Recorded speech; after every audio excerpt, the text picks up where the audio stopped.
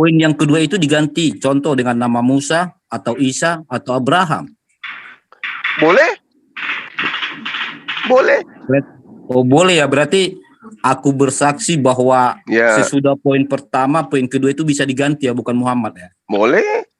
Oh, udahlah. Tetapi dengan catatan bahwa orang yang menerima kemudian Nabi Musa, Nabi Isa, dan semua nabi yang menjadi utusan Allah, wajib hukumnya kemudian menerima ya kenabian khatan nabiyin baginda Rasul Muhammad sallallahu alaihi wasallam. Karena umat Islam itu mengenal Nabi Musa, mengenal semua itu berdasarkan atas pengajaran baginda Rasul Muhammad sallallahu alaihi wasallam.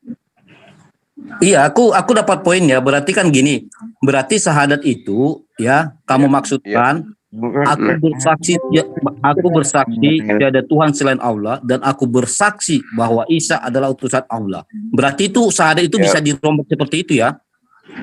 Bukan dirombak, tapi itu bagian daripada akidah umat Islam. Tadi kamu bilang sama, bisa dirubah, sekarang nggak bisa dirubah. Yang benar gimana sih? Maksudnya dirubah kayak mana? Rasulullah Muhammad SAW itu dihilangkan kenabiannya gitu. Tidak dihilangkan. Oh kan ya kamu udah nggak apa-apa, nggak masalah. Saya kalau sama, gini ya kan, Saudara Hale, begini. Saya pada kesempatan yang ada, beberapa kesempatan saya ketika membimbing syahadat, saya mempersaksikan calon mu'alaf itu untuk bersaksi bahwa Musa, Yesus, Daud, Salomo, Abraham adalah nabi. Itu tidak ada pelanggaran kaidah karena mereka ini memang semuanya adalah nabi. Yang salah kemudian ketika posisi Rasulullah tidak diakui sebagai khatan nabiyyin, penutup para nabi. Makanya Al-Qur'an itu menerangkan walau kanu yu'minu billah wan nabiyyi wa ma unsila ilai mattakhazuhum awliya'a walakinna katsiran minhum fasiqun. Jadi sekiranya kata Allah, mereka beriman kepada Allah dan mereka beriman kepada Nabi Muhammad SAW dan kepada apa yang diwahyukan kepadanya, niscaya mereka tidak akan menjadikan orang musyrik itu sebagai teman setia. Oleh karena itulah kemudian kami umat Islam itu selalu harus mengakui dan mempersaksikan para nabi ini sebagai utusan Allah. Hanya saja prosesi untuk keislaman seseorang wajib hukumnya mengakui bahwa baginda Rasulullah Muhammad SAW itu adalah Nabiullah. Iya, saya kan gini loh, saya kan dapat poinnya. Kamu tadi mengatakan bahwa orang yang diutus itu adalah bagian dari saksi ataupun nabi. Saya sepakat di situ. Cuma ketika berbicara syahadat, terus kamu mengatakan, aku bersaksi tiada Tuhan selain Allah dan aku bersaksi bahwa Isa utusan Allah atau Musa utusan Allah atau Abraham utusan Allah. Berarti kamu mengimani dan mengiyakan syahadat itu bisa berubah. Maksudnya gimana syahadat itu berubah gimana? Poin kedua kan di sana kan dicantumkan nama Muhammad, ya toh? Tetapi dengan pernyataan kamu bahwa semua utusan sama, berarti bisa dicantumkan di poin kedua itu bisa nama Musa, bisa nama Ibrahim, ya toh? Ya. Ya sudah, berarti boleh lah ya, berarti syahadat itu nggak mesti Muhammad ya. Kalau umat Islam itu kemudian mempersaksikan iman mereka terkait dengan keislaman mereka, maka wajib hukumnya bersaksi itu atas nama Allah dan Rasulullah Muhammad SAW. Tetapi di dalam kaidah keimanan umat Islam mengakui baginda Rasulullah Muhammad SAW itu sama halnya mengakui kenabian para utusan yang datang di atas muka bumi ini. Nah, kalau kemudian Anda ingin bersyahadat kepada saya nih misalnya, bimbing saya Bang Suma untuk bersyahadat karena saya sudah mengakui agama saya itu adalah agama pagan. Saya bimbing Anda. Nah, Anda boleh mengucapkan asyhadu alla ilaha illallah wa asyhadu anna Abraham Rasulullah. Boleh. Asyhadu alla ilaha illallah wa asyhadu anna Salomo Rasulullah. Boleh. Tapi kemudian yang menjadi ending, Anda harus mengakui bahwa baginda Rasulullah Muhammad SAW itu juga sebagai nabi, sebagai penutup para nabi. maka Anda akan berada pada posisi asyhadu alla ilaha illallah wa asyhadu anna Muhammadar Rasulullah. Iya, berarti Gitu. sepakat Itu ya. baru Berarti sah. sepakat. Ya. Iya, berarti kita sepakat poinnya yaitu nama Muhammad di dalam bersahadat bisa digantikan dengan nabi-nabi lain ya. Bisa kita itu bersaksi bahwa semua nabi itu adalah utusan Allah. Tetapi untuk mengislamkan seseorang, dengar, untuk mengislamkan seseorang wajib hukumnya bersyahadat dengan nama Allah dan juga nama baginda Rasul Muhammad sallallahu alaihi wasallam. Loh, tadi kamu bilang sama, utusan itu sama. Kok sekarang Ini kamu bilang diwajibkan Anda ini Allah mengatakan begini, "Qul in kuntum tuhibbunallah fattabi'uni yuhibbukumullah wa yaghfir lakum dzunubakum wallahu ghafurur rahim." Orang yang mengakui Abraham nabi, mengakui Daud, Salomo, Yesus nabi, kudu wajib hukumnya mengikuti baginda Rasul Muhammad sallallahu alaihi wasallam. Perintah kewajiban ini kemudian harus dipersaksikan dengan syahadat. Iya, sepakat. Itu poinnya. Nah, terus apa yang dipermasalahkan? Gitu. Yang saya permasalahkan, kamu kan mengatakan bahwa utusan itu sama. Nah, ketika nama Muhammad itu di dalam poin kedua diganti menjadi Nabi Musa atau Ibrahim, kamu nggak terima. Padahal kamu tadi bilang bisa. Ini kan jadi rancu ini, ibaratnya penekanan yang kau sampaikan ini rancu gitu. Pelin-pelan. Rancu pula. Kok pimplan pula? Dengarkan saya dulu. Ketika orang itu ingin berislam, ingin berikrar menjadi seorang muslim, maka wajib hukumnya syahadatnya itu menggunakan nama baginda Rasulullah Muhammad sallallahu alaihi wasallam. Belum pernah ada orang yang bersaksi tidak membawa Nabi Muhammad sallallahu alaihi wasallam. Oke, sekarang gini loh. Nah, gimana? Sebenarnya kamu ini ingin bersaksi atas nama Allah atau ingin bersaksi hanya atas nama agama Islam?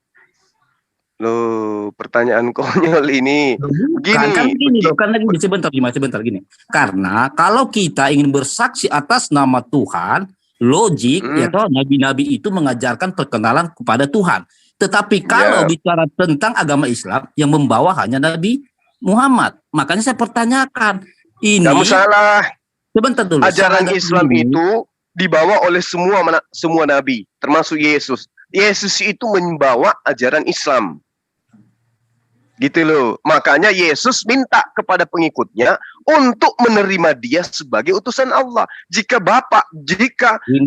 Abraham adalah bapakmu, maka niscaya engkau akan percaya kepada aku bahwa aku berasal dari dia yang telah mengutus aku, yaitu Bapa di surga. Di zaman Nabi Musa, Abraham, mereka belum mengajarkan yang namanya agama. Ya. Oh, salah kamu. Tidak, tunggu dulu sebentar. Makanya saya tanya tadi kamu. Sebentar dulu. Makanya kamu saya tanya begitu. Sebentar dulu. Makanya saya tanya mengenai syahadat. Kamu Jangankan agamamu tidak dibawa oleh Yesus, sebentar mengatakan nggak ada nanti kita agama. Salah itu. Kita kan bicara syahadat ya toh. Dan kamu tadi mengakui bahwa poin kedua itu menjadi saksi karena dia sebagai utusan atau nabi. Oke? Nah, makanya saya bilang, maka bisa digantikan nama Muhammad di poin yang kedua dengan contoh Nabi Musa, Nabi Ibrahim. Kamu bilang bisa. Dan kemudian kamu mengatakan saya sekarang nih asyhadu alla ilaha illallah wa asyhadu anna Ibrahim alaihi salam Rasulullah. Apakah itu boleh? Boleh. Apa yang melarang? Enggak ada yang melarang. Ya sudah, terus tadi ketika kamu mengatakan sama, utusan itu sama levelnya, dan kemudian kamu mengalihkan suatu argumen. Enggak ada saya katakan sama levelnya. Saya katakan baginda Rasulullah Muhammad sallallahu alaihi wasallam adalah khatan nabiyyin, penutup para nabi, yang menyempurnakan ajaran seluruh para nabi gitu. Iya, poinnya kan tetap utusan toh. Iya kan? Nah, makanya saya bilang tadi, kalau wajib bersahadat itu atas nama Nabi Muhammad, kan pertanyaan saya sederhana. Kita ini sekarang mau bersahadat atas nama Tuhan atau atas nama agama Islam? Itu loh. Anda ini lucu. Loh, kok lucu? Aku bertanya jelas sederhana gitu. Syahadat itu adalah persaksian. Betul. Kalau Anda sekarang bersaksi dengan sebenar-benarnya, dengan hati, akal, sadar, bahwa Allah tidak ada Tuhan selain Dia dan baginda Rasulullah Muhammad SAW adalah utusannya Allah, maka Anda sudah menjadi seorang Islam. Makanya kan saya tanya Juma, sekarang poin yang mau kita bahas tentang syahadat ini, persaksian tentang agama kah atau persaksian kepada Tuhan? Jawab dulu. Persaksian kepada Allah. Oke, nah, kalau Anda sudah dengar, kalau Anda sudah bersaksi tentang Allah dan baginda, berarti Anda sudah Islam. Anda sudah bersaksi bahwa Islam itu adalah agama yang benar. Wal Qur'anil Hakim, innaka laminal mursalin ala siratul mustaqim. Demi Al-Quran yang penuh hikmah, sesungguhnya kamu adalah salah seorang dari rasul-rasul yang berada di atas jalan yang lurus. Berarti ketika Anda menerima baginda sebagai rasul di salah satu rasul-rasul yang diutus oleh Allah, berarti Anda sudah Islam. Oke, sekarang Anda sudah berada dalam jalan yang lurus, ala siratul mustaqim, kan begitu. Sekarang saya dapat poinnya Juma. Kamu sekarang sudah sepakat bahwa persaksian di syahadat itu adalah bersaksi untuk Tuhan. Oke? Ya. Oke. Berarti poinnya, siapapun yang ingin masuk dalam Islam berarti bisa menggunakan nama Musa, bisa Ibrahim, tidak harus. Loh, gimana? Aduh, Anda ini pikun. Ya, saya bilang, kalau Anda ingin bersaksi masuk ke Islam, wajib hukumnya Anda mengimani khatam nabiyyin sebagai utusan Allah, sebagai penutup. Berarti kamu kembali lagi tidak mengakui bahwa persaksian ini untuk Allah. Karena kamu memaksakan untuk satu agama. Ya ampun. Kan begini. Kan begini. Yang mengutus baginda Rasulullah Muhammad SAW itu adalah Allah. Mengakui utusannya berarti mengakui Allah. Kan gitu. Nah sekarang kalau Anda ingin bersaksi kepada Allah, tapi menolak kenabian Rasulullah, itu apa namanya? Itu konyol. Loh, apaan sih? Kan lagi nih, kamu baru mengatakan bahwa Muhammad itu adalah utusan Allah. Saya akan bertanya, apakah Nabi Musa, Ibrahim itu enggak utusan Allah? Mereka utusan Allah. Tapi pada masanya.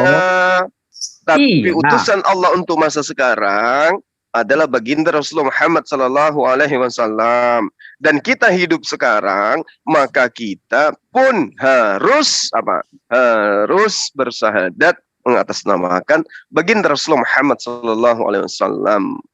Duh, tadi poinnya kamu bilang, saya bahkan menekankan, ya kan? Saya tekankan tadi. Kita ini di dalam bersaksi ini untuk Tuhan atau untuk utusan. Kamu bilang untuk Tuhan, clear di situ. Dan kemudian saya bertanya, untuk Tuhan pula, itu untuk kita. Iya, makanya saya bilang tadi berarti ketika ada orang ingin bersahadat masuk dalam Islam, berarti bisa Muhammad diganti di sana dengan Isa atau Musa. Tapi kamu menolak. Maksudnya Anda ingin bersaksi untuk masuk ke Islam, tapi Anda tidak menggunakan syahadat terhadap kenabian Rasul gitu. Nggak bisa. Karena sekarang sudah nggak bisa. Karena sekarang itu adalah masa. Berarti kamu di sini menekankan kepada orang bersaksi bukan atas untuk nama Tuhan dong. Apa pula ini maksudnya? Makanya saya bilang sekarang begini. Allah menerangkan begini di dalam Al-Quran. Wa ma Muhammadun illa rasul. Siapa yang menerangkan itu? Allah. Nah, kalau kita bersaksi tentang Allah, berarti kita harus mempersaksikan apa yang dipernyatakan oleh Allah. Allah mengatakan baginda Rasulullah Muhammad SAW itu adalah Rasul. Kalau kita mengimani Allah sebagai Tuhan satu-satunya Tuhan, maka kudu wajib mengimani instruksinya beliau. Berarti kita bersaksi tentang baginda Rasulullah Muhammad SAW sama dengan kita bersaksi ketuhanan Allah. Kan gitu. Gini loh Juma, ya dengar baik-baik. Aku kan dapat poinnya. Utusan itu adalah saksi atau rasul atau nabi, oke? Dan utusan itu salah satu contoh namanya Muhammad, Musa, Ibrahim, ya toh? Ya. Nah, itulah poin daripada utusan yang menjadi saksi, ya toh? Ya. Nah, berarti bicara saksi kepada Tuhan, ya kan? Nah, kemudian ketika ada orang ingin bersahadat, bolehkah nama Muhammad itu tidak menjadi Muhammad tetapi Isa atau Musa? Kamu bilang tidak. Maka saya bertanya, maksudnya bersaksi apaan? Atau agama gitu loh. Maksudnya apaan?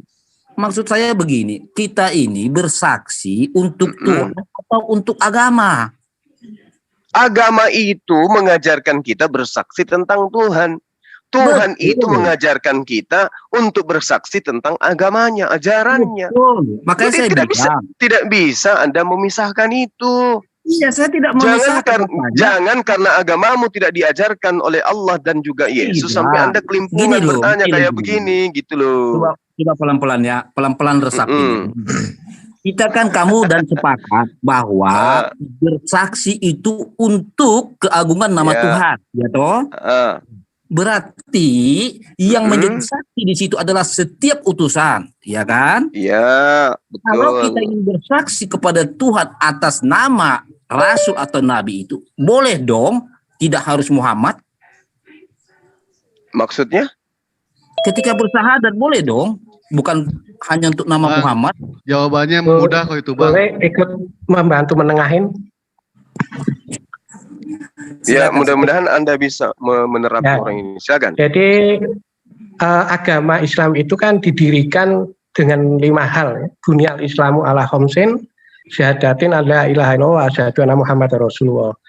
Sehingga di dalam Islam itu, pengakuan di dalam Islam itu adalah yang pertama, dia bersyahadat kepada Allah dan Rasulnya, Rasulullah. Kemudian mendirikan sholat, zakat. Jadi 5 hal itu harus dilakukan sebagai kewajiban pertama. Itu tidak bisa dirubah-rubah dengan logika itu. Dengan logika. Jadi harus konsekuensi menerima bunyal Islamu ala khamsin itu, 5 sendi fundamental Islam itu. Itu kira-kira, Pak. Gini loh Pak Putri. Pak Joma. Bang Joma. Iya. Maksudnya Bang Haleluya ini, dia mau syahadat hanya pakai nama Nabi Isa saja. Yang lain dia nggak mau pakai. Nggak bisa. Nggak bisa. Jadi kalau dia hanya bersyahadat mengenai bersyahadat bahwa Allah tidak ada Tuhan selain Allah, Nabi Isa adalah utusan Allah, itu ajarannya hanya sama seperti ajaran Nabi Isa. Dia akan terbantahkan dengan kitabnya sendiri. Jika hidup keberagamaanmu tidak lebih baik dari ahli Taurat, maka engkau tidak akan masuk ke dalam kerajaan sorga. Jadi kalau hanya mengakui Nabi Isa sebagai utusan Allah dan Allah itu adalah pencipta langit dan bumi, berarti agamanya tidak lebih baik dari ahli Taurat. Mereka tidak akan bisa masuk ke dalam sorga. Makanya saya katakan, boleh kita bersyahadat bahwa Nabi Isa adalah utusan Allah, Daud utusan Allah, Abraham utusan Allah. Tetapi ending daripada keislaman, hukumnya wajib mengatasnamakan baginda Rasulullah Muhammad SAW sebagai khatam nabiyyin. Ini yang tidak dipahami oleh saudara. Haleluya. Jadi gini ya. Logikanya begitu. Tunggu. Logikanya begini, kawan. Logikanya begini. Ya, sebongkah batu didatangkan profesor dari langit pun tidak akan pernah bisa ngerti. Kenapa? Otak nggak berfungsi gitu. Nah inilah yang terjadi dengan sahabat saya. Bukan saya nggak bisa ngejelasin gitu. Yesus mengatakan begini, ya. Yesus mengatakan begini. Aku turun dari surga bukan untuk melakukan kehendakku, tetapi yang kedatanganku untuk melakukan kehendak Dia yang telah mengutus aku. Artinya bahwa siapa yang menerima aku, dia sama menerima Dia yang telah mengutus aku. Siapa yang menolak aku, dia sama menolak Dia yang telah mengutus aku. Jadi kalau ada yang bersaksi bahwa Allah adalah Tuhan satu-satunya, tapi menolak kenabian baginda Rasulullah Muhammad SAW, iya sama, itu tertolak, itu namanya. Gini loh Juma. Itu. Oke, gini loh. Saya mengikuti apa yang kau argumenkan. Yang mana kamu sudah menyatakan bahwa utusan itu bukan hanya Muhammad.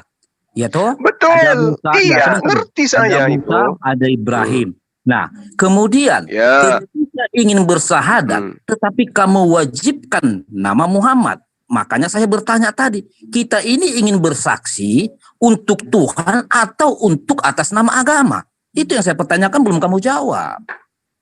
Ya, jadi gini, sudah saya jawab. Tapi karena agamamu itu tidak diajarkan oleh Yesus, maka kamu memisahkan antara nabi dan agama. Padahal keberadaan utusan itu tidak bisa dilepaskan oleh agama. Apa Apa agama itu? Ajaran. Yesus datang bawa ajaran, ya. Musa bawa ajaran, ya. Abraham, ya. Baginda Rasulullah Muhammad SAW juga membawa ajaran. Maka ketika bersaksi tentang Allah, maka mempersaksikan ajaran yang dibawa oleh utusannya. Oleh karena itulah kemudian Allah, baginda Rasulullah Muhammad SAW tidak bisa dipisahkan dengan Islam. Kalau agama Kristen memang tidak bersama dengan Yesus, karena agama Kristen itu agama yang dibuat-buat, sementara Yesus tidak mengenal agama itu. Makanya Anda berusaha untuk memisahkan antara Allah dengan Islam, antara baginda Rasulullah SAW dengan Islam, kan gitu. Gini loh. Poinnya kan yang kita ambil tadi kan syahadat, yaitu bersaksi kepada Tuhan.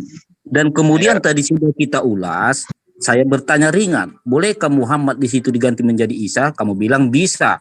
Oke. Bisa, tapi dalam perspektif iman, bukan dalam hal Anda ingin menjadi seorang Islam, kan gitu. Oke. Kemudian ya toh kamu mengatakan, tetapi kalau untuk bersahadat masuk Islam, kudu wajib namanya Nabi Muhammad, ya toh? Iya.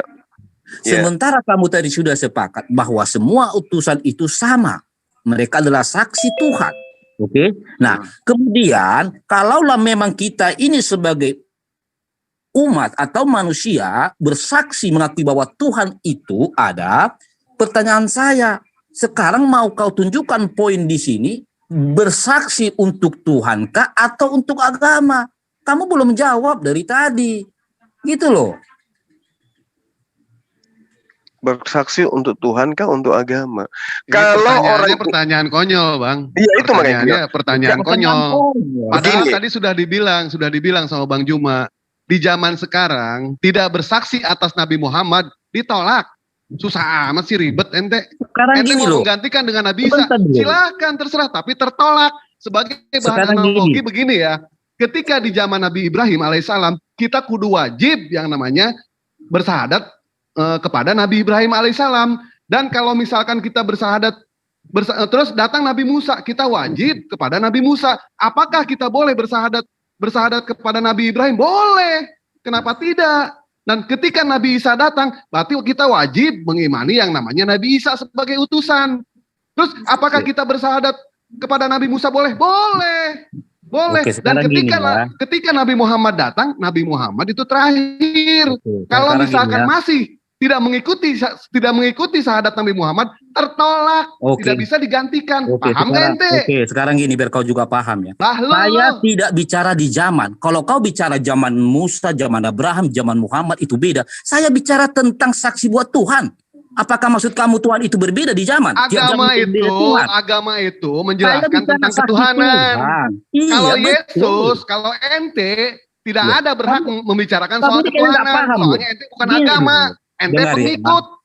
Dengarin, yang kita bicarakan poin tentang saksi Tuhan. Saya nggak bicara poin saksi agama.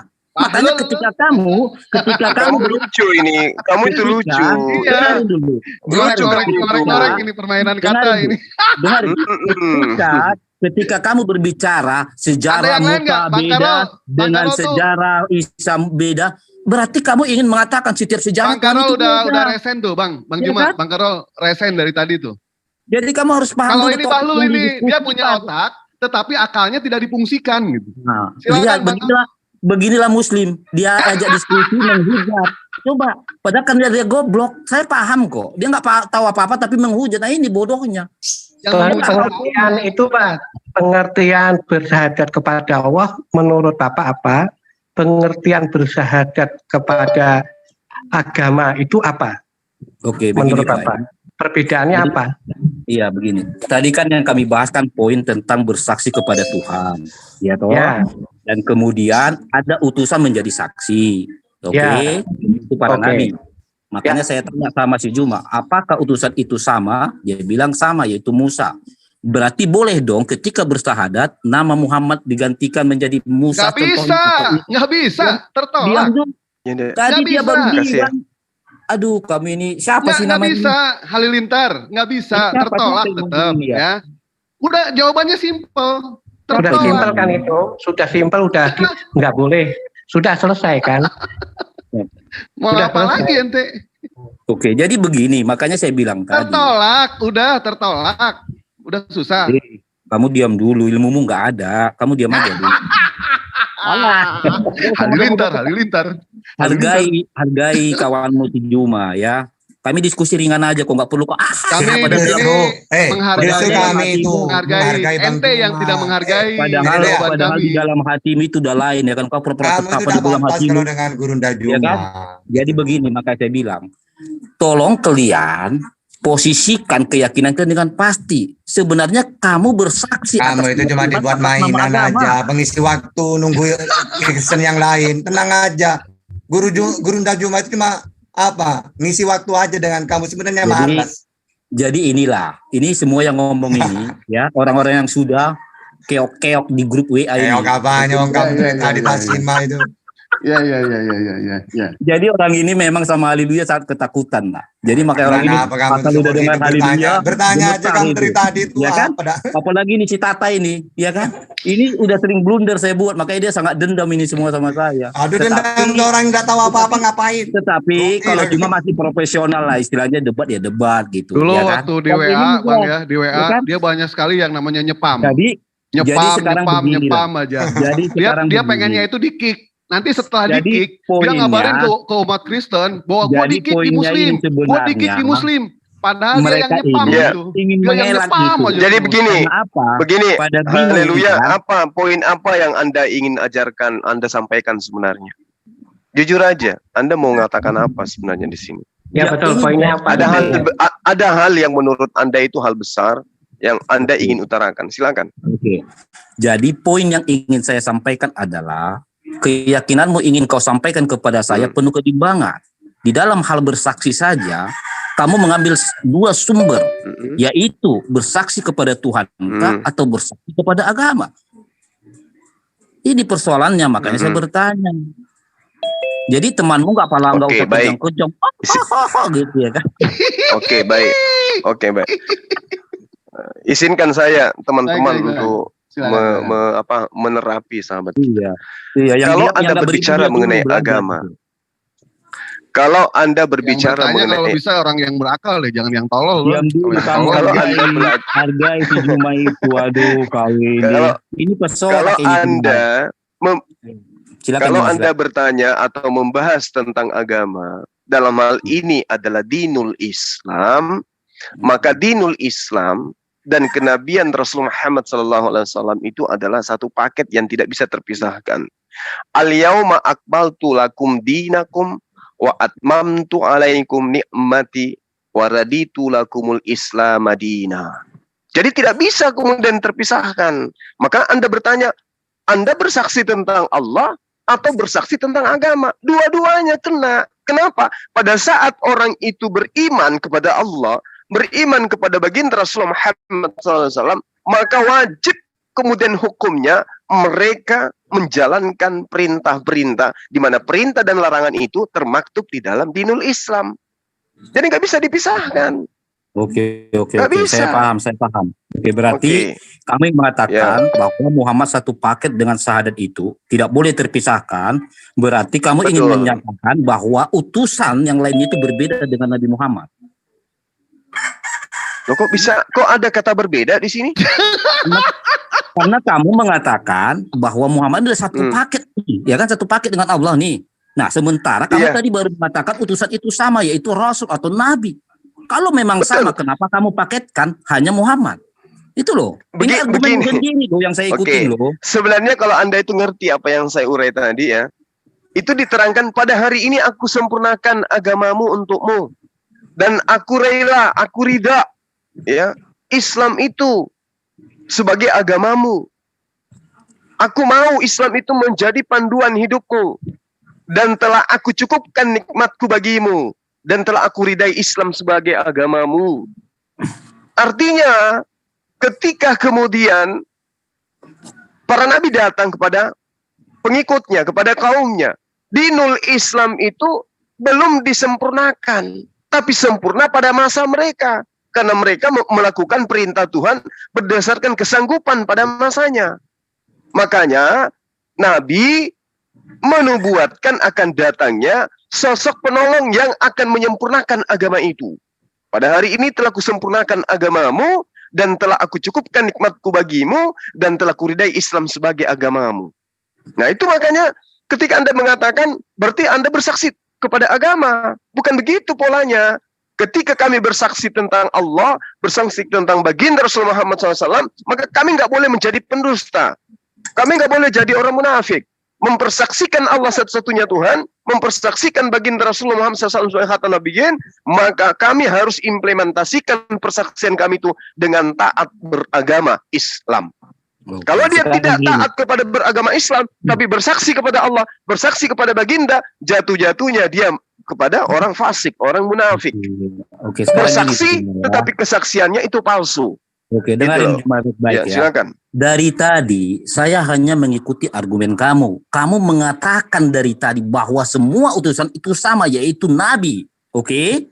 Tetapi kamu di sini tadi bicara tentang munafik. Maka saya justru bertanya, kalau kamu nggak munafik, kenapa ketika sekarang kamu mengatakan bahwa hanya Muhammad yang satu paket dengan Allah? Berarti kamu dong yang munafik dengan ucapanmu yang mengatakan. Astagfirullahaladzim, ya Allah. Oke?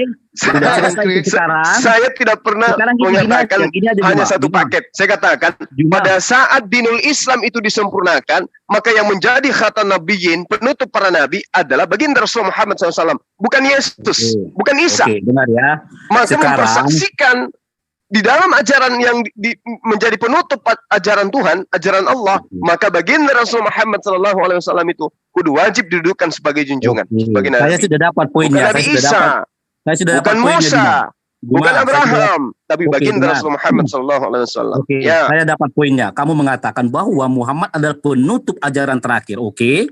Nah, berarti dari tadi kamu nggak paham. Yang kita bicarakan adalah tentang saksi Tuhan. Paham nggak?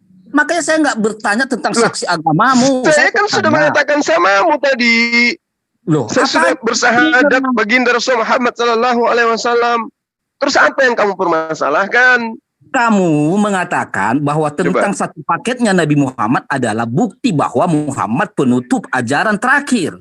Deal di situ, oke? Yang saya pertanyakan di sini bicara sahadat, bicara saksi, bersaksi kepada Tuhan. Maka saya bertanya, sekarang kalau memang bicara tentang Tuhan, bolehkah Muhammad diganti dengan nama Nabi lain? Nggak boleh. Dari tadi bilang nggak boleh. Kalau ribet nih orang. Kalau diam dulu, kamu di Jumat aja tadi bisa bilang boleh, tetapi ada tetapinya. Makanya kau dengarin lah, ya. Kalau nggak berilmu duduk diam gitu, oke? Makanya kalau idiot, kalau tolol, lu bertanya yang benar. Tadi udah dijelaskan sama Bang Juma. Apakah ketika kita di zaman sekarang, di zaman Rasulullah SAW itu tidak bersahadat kepada Nabi Muhammad itu sah? Tidak sah.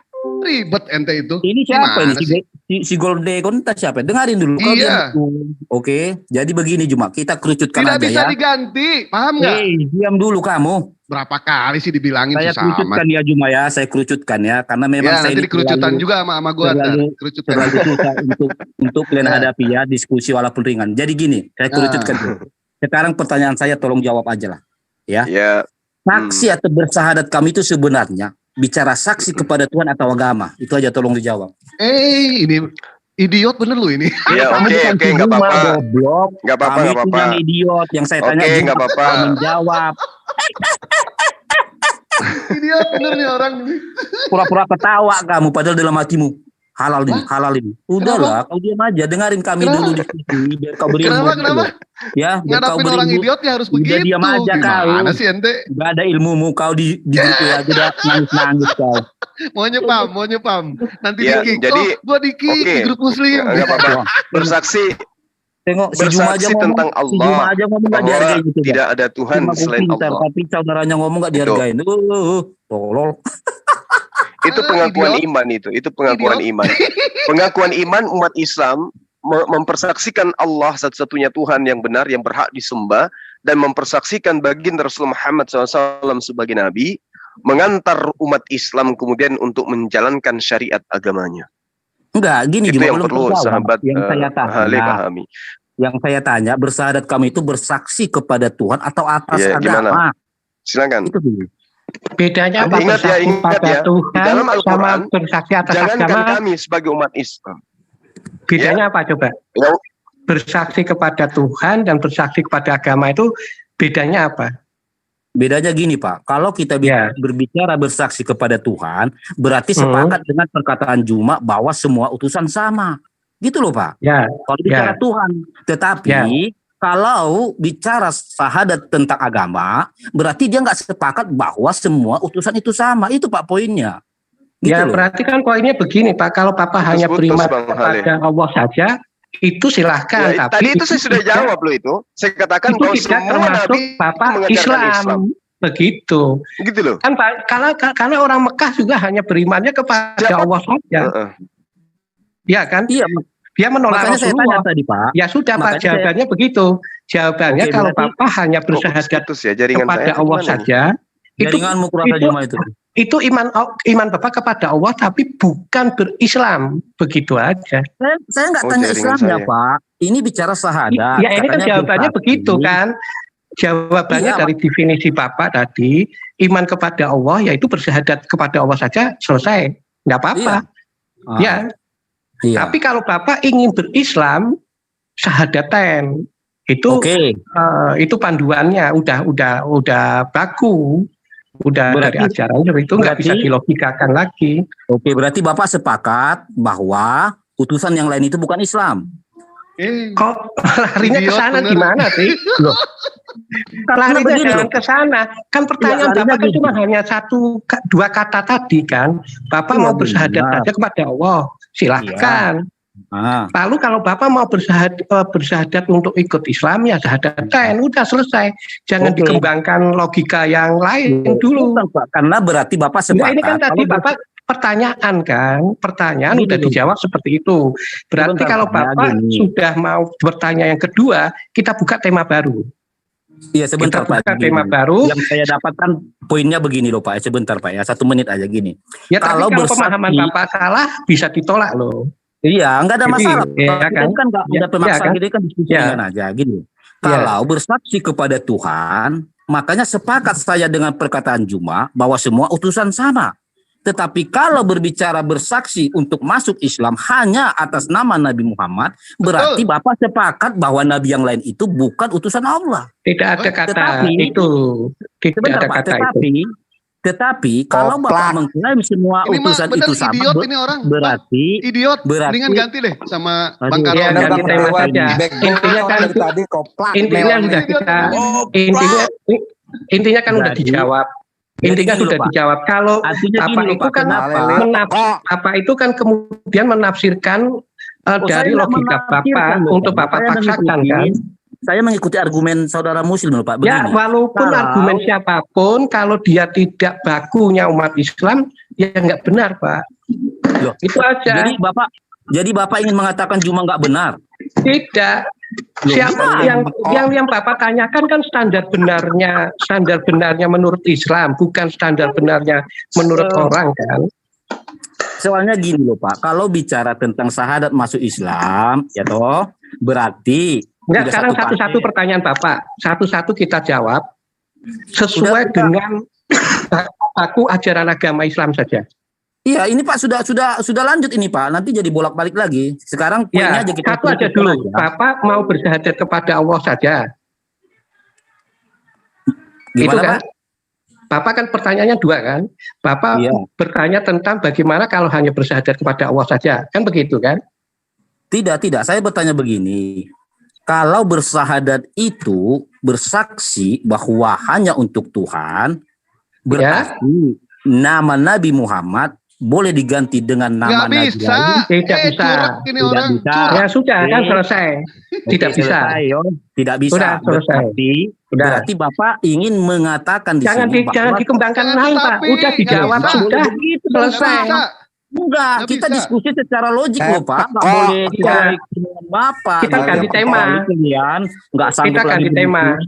Memang koplak ini. Udah dijawab berapa kali koplak. Iya, haleluya tepat kok. Berarti Bapak akan bertanya kepada topik yang kedua. Oke. Yang mengatai saya goblok. Inilah orang-orang yang nangis-nangis terus di grup WA ya, belum tahu. Jadi mereka ini atau mau membahas yang ini atau mau membahas yang ini yang perkataan goblok ini dibahas bisa juga. Pak Putra, diskusi kan enggak apa-apa. Sebentar, sebentar. Ini nyambung dengan pertanyaan kamu ini. Sekarang gini, setiap para nabi diutus itu pasti dia bersaksi bahwa tiada Tuhan selain Allah dan dirinya utusan Allah. Coba saya nanya, Yohanes 17:3 itu boleh nggak diganti Ibrahim? Enggak, dia bersaksi, utusan itu bersaksi atas nama siapa?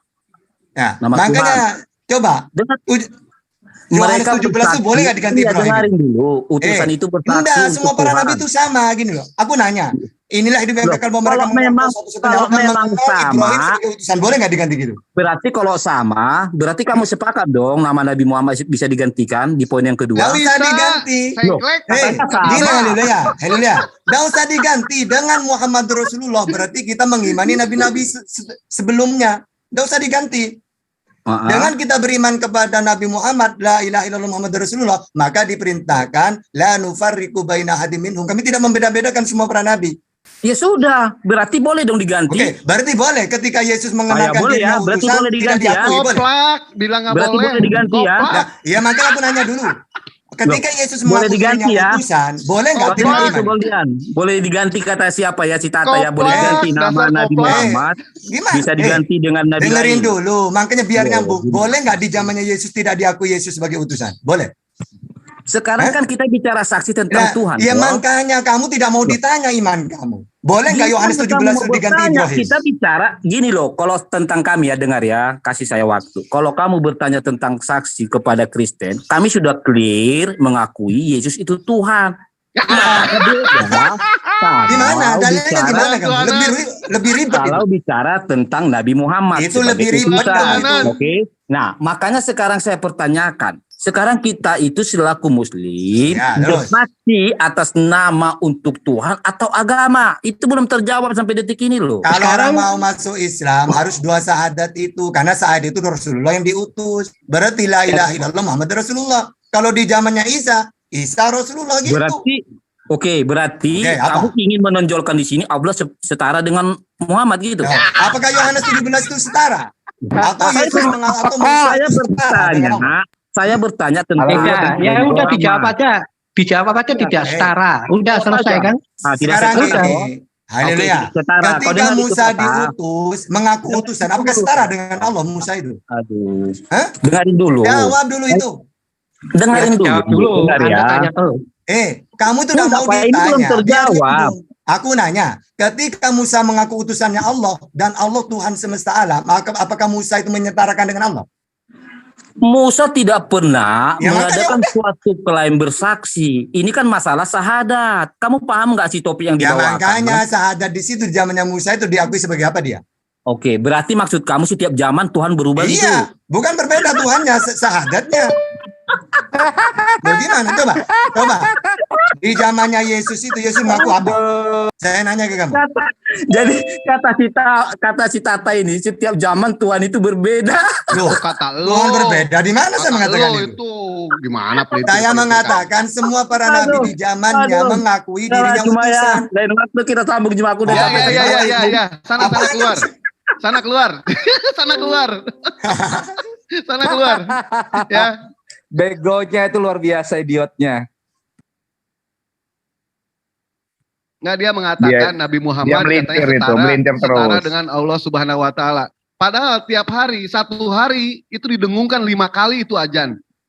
Asyhadu alla ilaha illallah wa asyhadu anna Muhammad Rasulullah. Udah tahu kita itu. Nabi Muhammad utusan.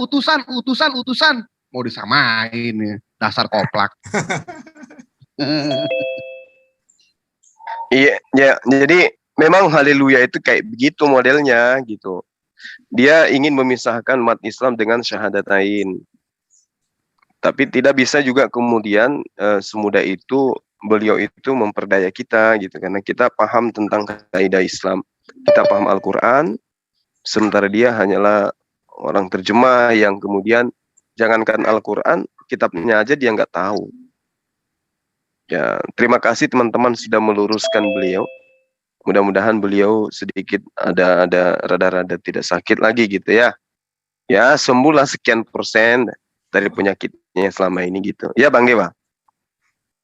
Ya, saya mendoakan terus nih ke Bang Zuma ya. Ya, mudah-mudahan ilmu Bang Zuma itu ditambah Allah terus nih.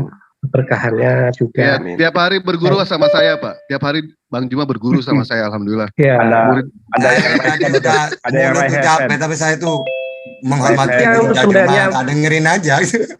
Sebenarnya yang perlu dihati-hati itu memang betul kata Bang Zuma tadi, oten-oten ini adalah translate. Yang kedua, dia perkata, pertanyaannya itu perkata, sehingga kalau kita mau memahamkan ini loh maksud ayat itu, dia nggak bolak-balik saja di kata itu, ya seperti An-Naml 147 yang Tuhan Allah kurung Mekah. Nah, dia berargumen bahwa Rasulullah itu Tuhannya itu Tuhan Mekah saja, tapi dijelaskan tafsirnya bahwa maksudnya Tuhan Mekah itu adalah karena pada waktu itu Rasulullah ada di Mekah dan Allah menegaskan kepada orang Quraisy, ya tidak paham juga.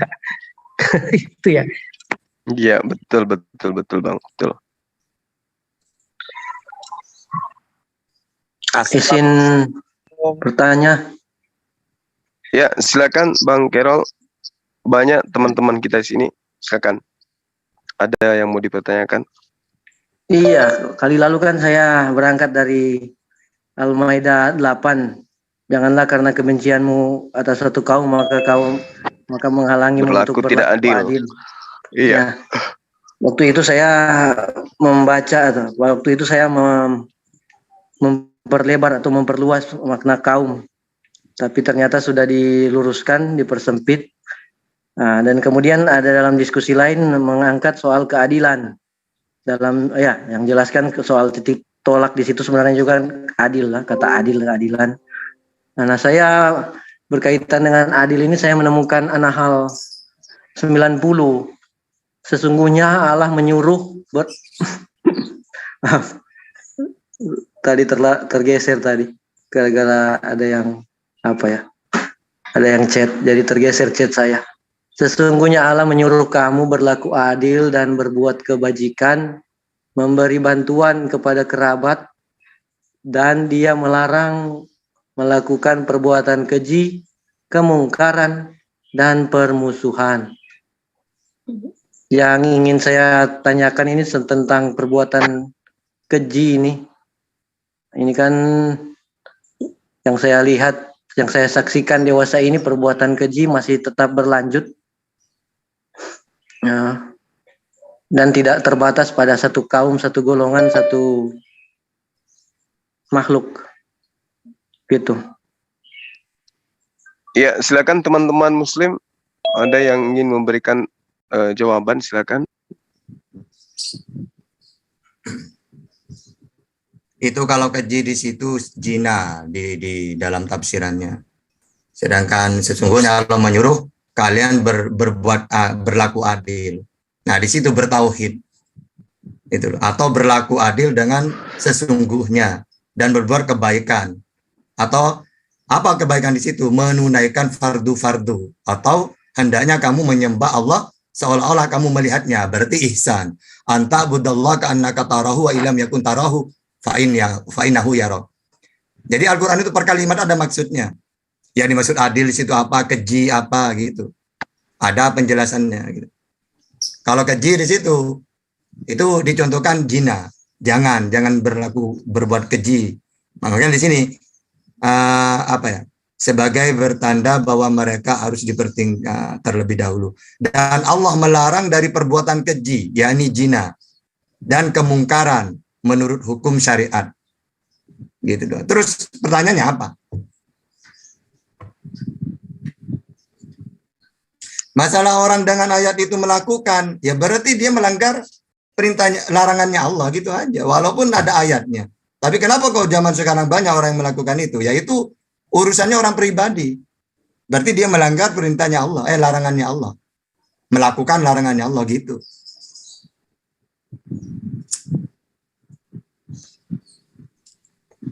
Ya, silakan Bang Kerol, ada lagi? Iya, sudah cukup jelas karena memang tadi Cak Tahta soal zina ya, soal keji itu zina. Lebih lebih menegaskan tentang makna kekejian di ayat ini. Nah, jadi ya berarti kalau tindakan spesifik ini zina itu memang spesifik zina, tapi contohnya saja kan ini zina. Bukan hanya zina ya, tapi ini sekedar contoh tentang keji ya. Ya sebenarnya itu cuma dicontohkan salah satunya. Makanya dalam Islam ya, itu termasuk pembunuhan gitu. Iya gitu. Tapi di tafsir itu dijelaskan enggak semua. Kalau semuanya coba dosa itu yang paling besar pertama syirik. Lalu dosa-dosa besar yang lain. Lalu definisi dosa besar apa dalam Islam? Yaitu dosa yang Allah jelaskan berserta hukumannya. Misalnya zina, wazani wazaniyatu fajlidu kulla mi'atin, ya, atau orang pezina laki-laki atau perempuan maka dirajam. Kalau muson, kalau ghairu muson maka dicambuk 100 kali. Berarti Allah menjelaskan dosanya zina berserta hukumannya. Terus orang yang mencuri, wasariqu wasariqatu faqta'u aydiyahuma. Berarti orang mencuri kan dipotong. Berarti mencuri itu dosa besar karena Allah menjelaskan dosanya berserta hukumannya. Minum homer gitu. Nah, di sini dicontohkan cuma zinanya yang diambil. Bukan berarti yang lain ikut semua. Dosa-dosa besar yang lain itu gitu.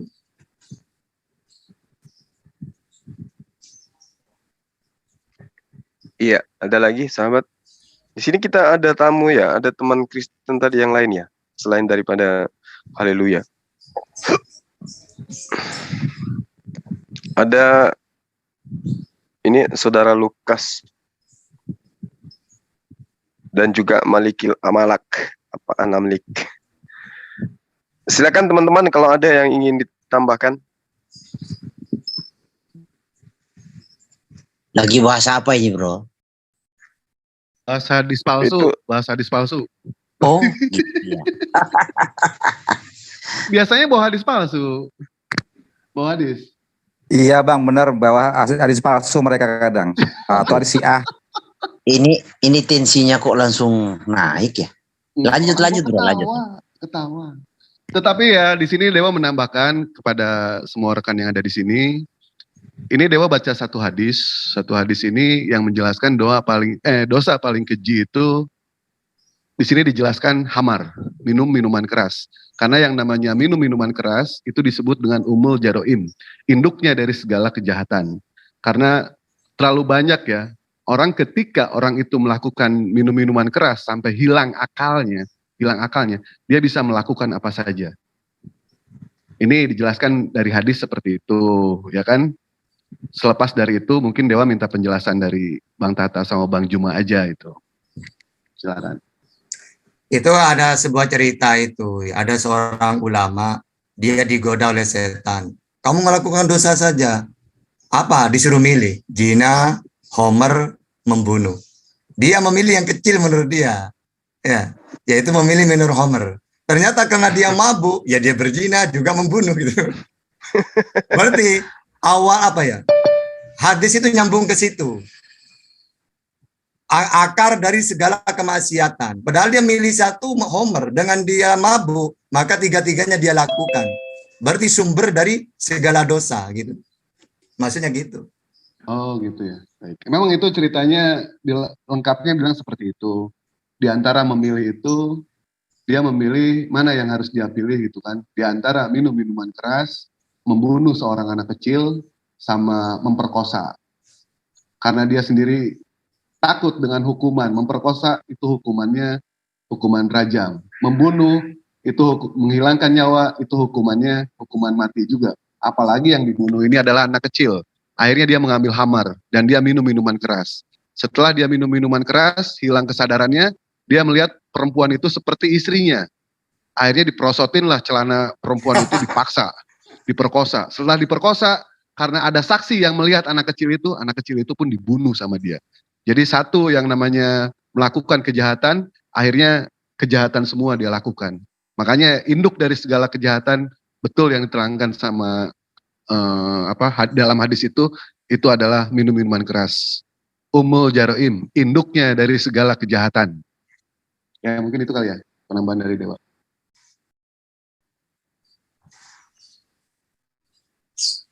Iya, makasih. Ilmunya sangat luar biasa memang ini. tentang apa yang kemudian menjadi sumber kemaksiatan itu, salah satunya adalah minum minuman haram. Tapi ada juga yang biasanya melakukan prosesi ibadah dilengkapi dengan alkohol. Bang Dewa tuh biasa tuh dia Iya, buka benar, puasa benar, dengan benar. alkohol. Kalau Bener Dewa bang. nggak pernah. Iya Bang Dewa. Biasanya kalau udah di masjid Dewa Sahur ngambil sendal pakai baru. alkohol. Selalu ngambil sendal baru kalau Dewa sih, nggak pernah minum keras. Kalau sendal baru Bener. ya. Selamat sore, Bapak-bapak. Selamat sore. Sore Bang. Apa kabar? Sore. Bang Zul? Iya. Ini Saya channelnya tertarik Zul, ya? Bang. Iya betul. Ini channel MMCI. Iya. Ini Bang, ini apa? Foto profilnya kok Dewan Musyawarah Tuhan. Maksudnya gimana itu Bang? Tertarik saya. Bahas itu. Iya. Bang Zul tahu Dewan lah itu. Musyawarah. Mm-mm. Biasanya kan yang bermusyawarah itu Dewan Rakyat gitu. Ini kok Iya, Tuhan. iya. Ternyata Tuhan bermusyawarat juga ya. Iya, iya. Iya. Ya gitulah. Kira-kira itu ada ayatnya di situ Bang Zul, bisa dibaca. Yeremia 23 nomor 18 ya. Mm-mm. Saya Mungkin- justru tadi pingin ini Ya. sebetulnya, karena kan saya jarang nanya kalau masuk ke Zoom Muslim ya. Dari Ya. dulu Bang Zul tahu lah masuk di JCC juga saya jarang nanya gitu kan. Iya. Karena memang nggak tahu apa yang mau ditanya gitu. Tapi gini, saya boleh sekali-sekali nanya nggak kira-kira sama teman-teman nih? Silakan Bang.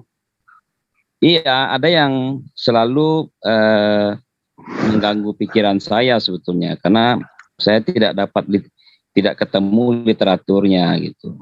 Iya. Nah, kalau saya mau tanya takut salah gitu kan. Tapi lebih baik saya tanyakan supaya barangkali siapa tahu ada yang bisa menjelaskan. Yang menarik itu begini Bang Zul, mengenai ayahanda Rasulullah ini. Ayahanda Rasulullah ini namanya kalau tidak salah Abdullah ya. Abdullah, bin Abdul Muttalib. Ibundanya itu Siti Aminah. Betul Aminah itu ya binti Bang Wahab. Zul ya.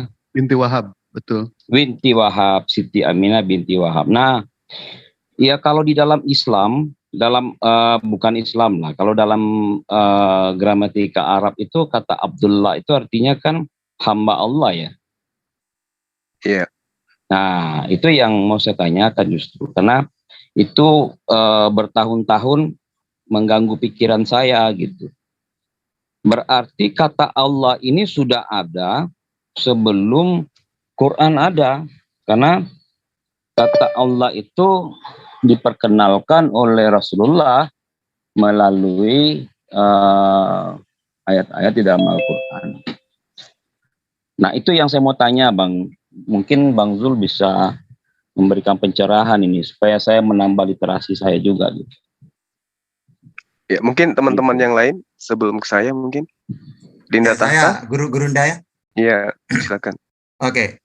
Jadi nama Allah itu sudah dikenalkan itu oleh Nabi Ibrahim. Ketika beliau diutus oleh Allah untuk meninggikan Ka'bah. Wa id yarfa'u Ibrahim. Ya, jadi Allah mengutus Nabi Ibrahim untuk meninggikan bangunan Ka'bah. Lalu di situ juga ada anaknya, namanya Ismail. Lalu nama Allah itu dikenalkan. Lalu diteruskan oleh putranya Ismail. Diteruskan Bani Jurhum. Diteruskan lagi oleh Bani Huza'ah.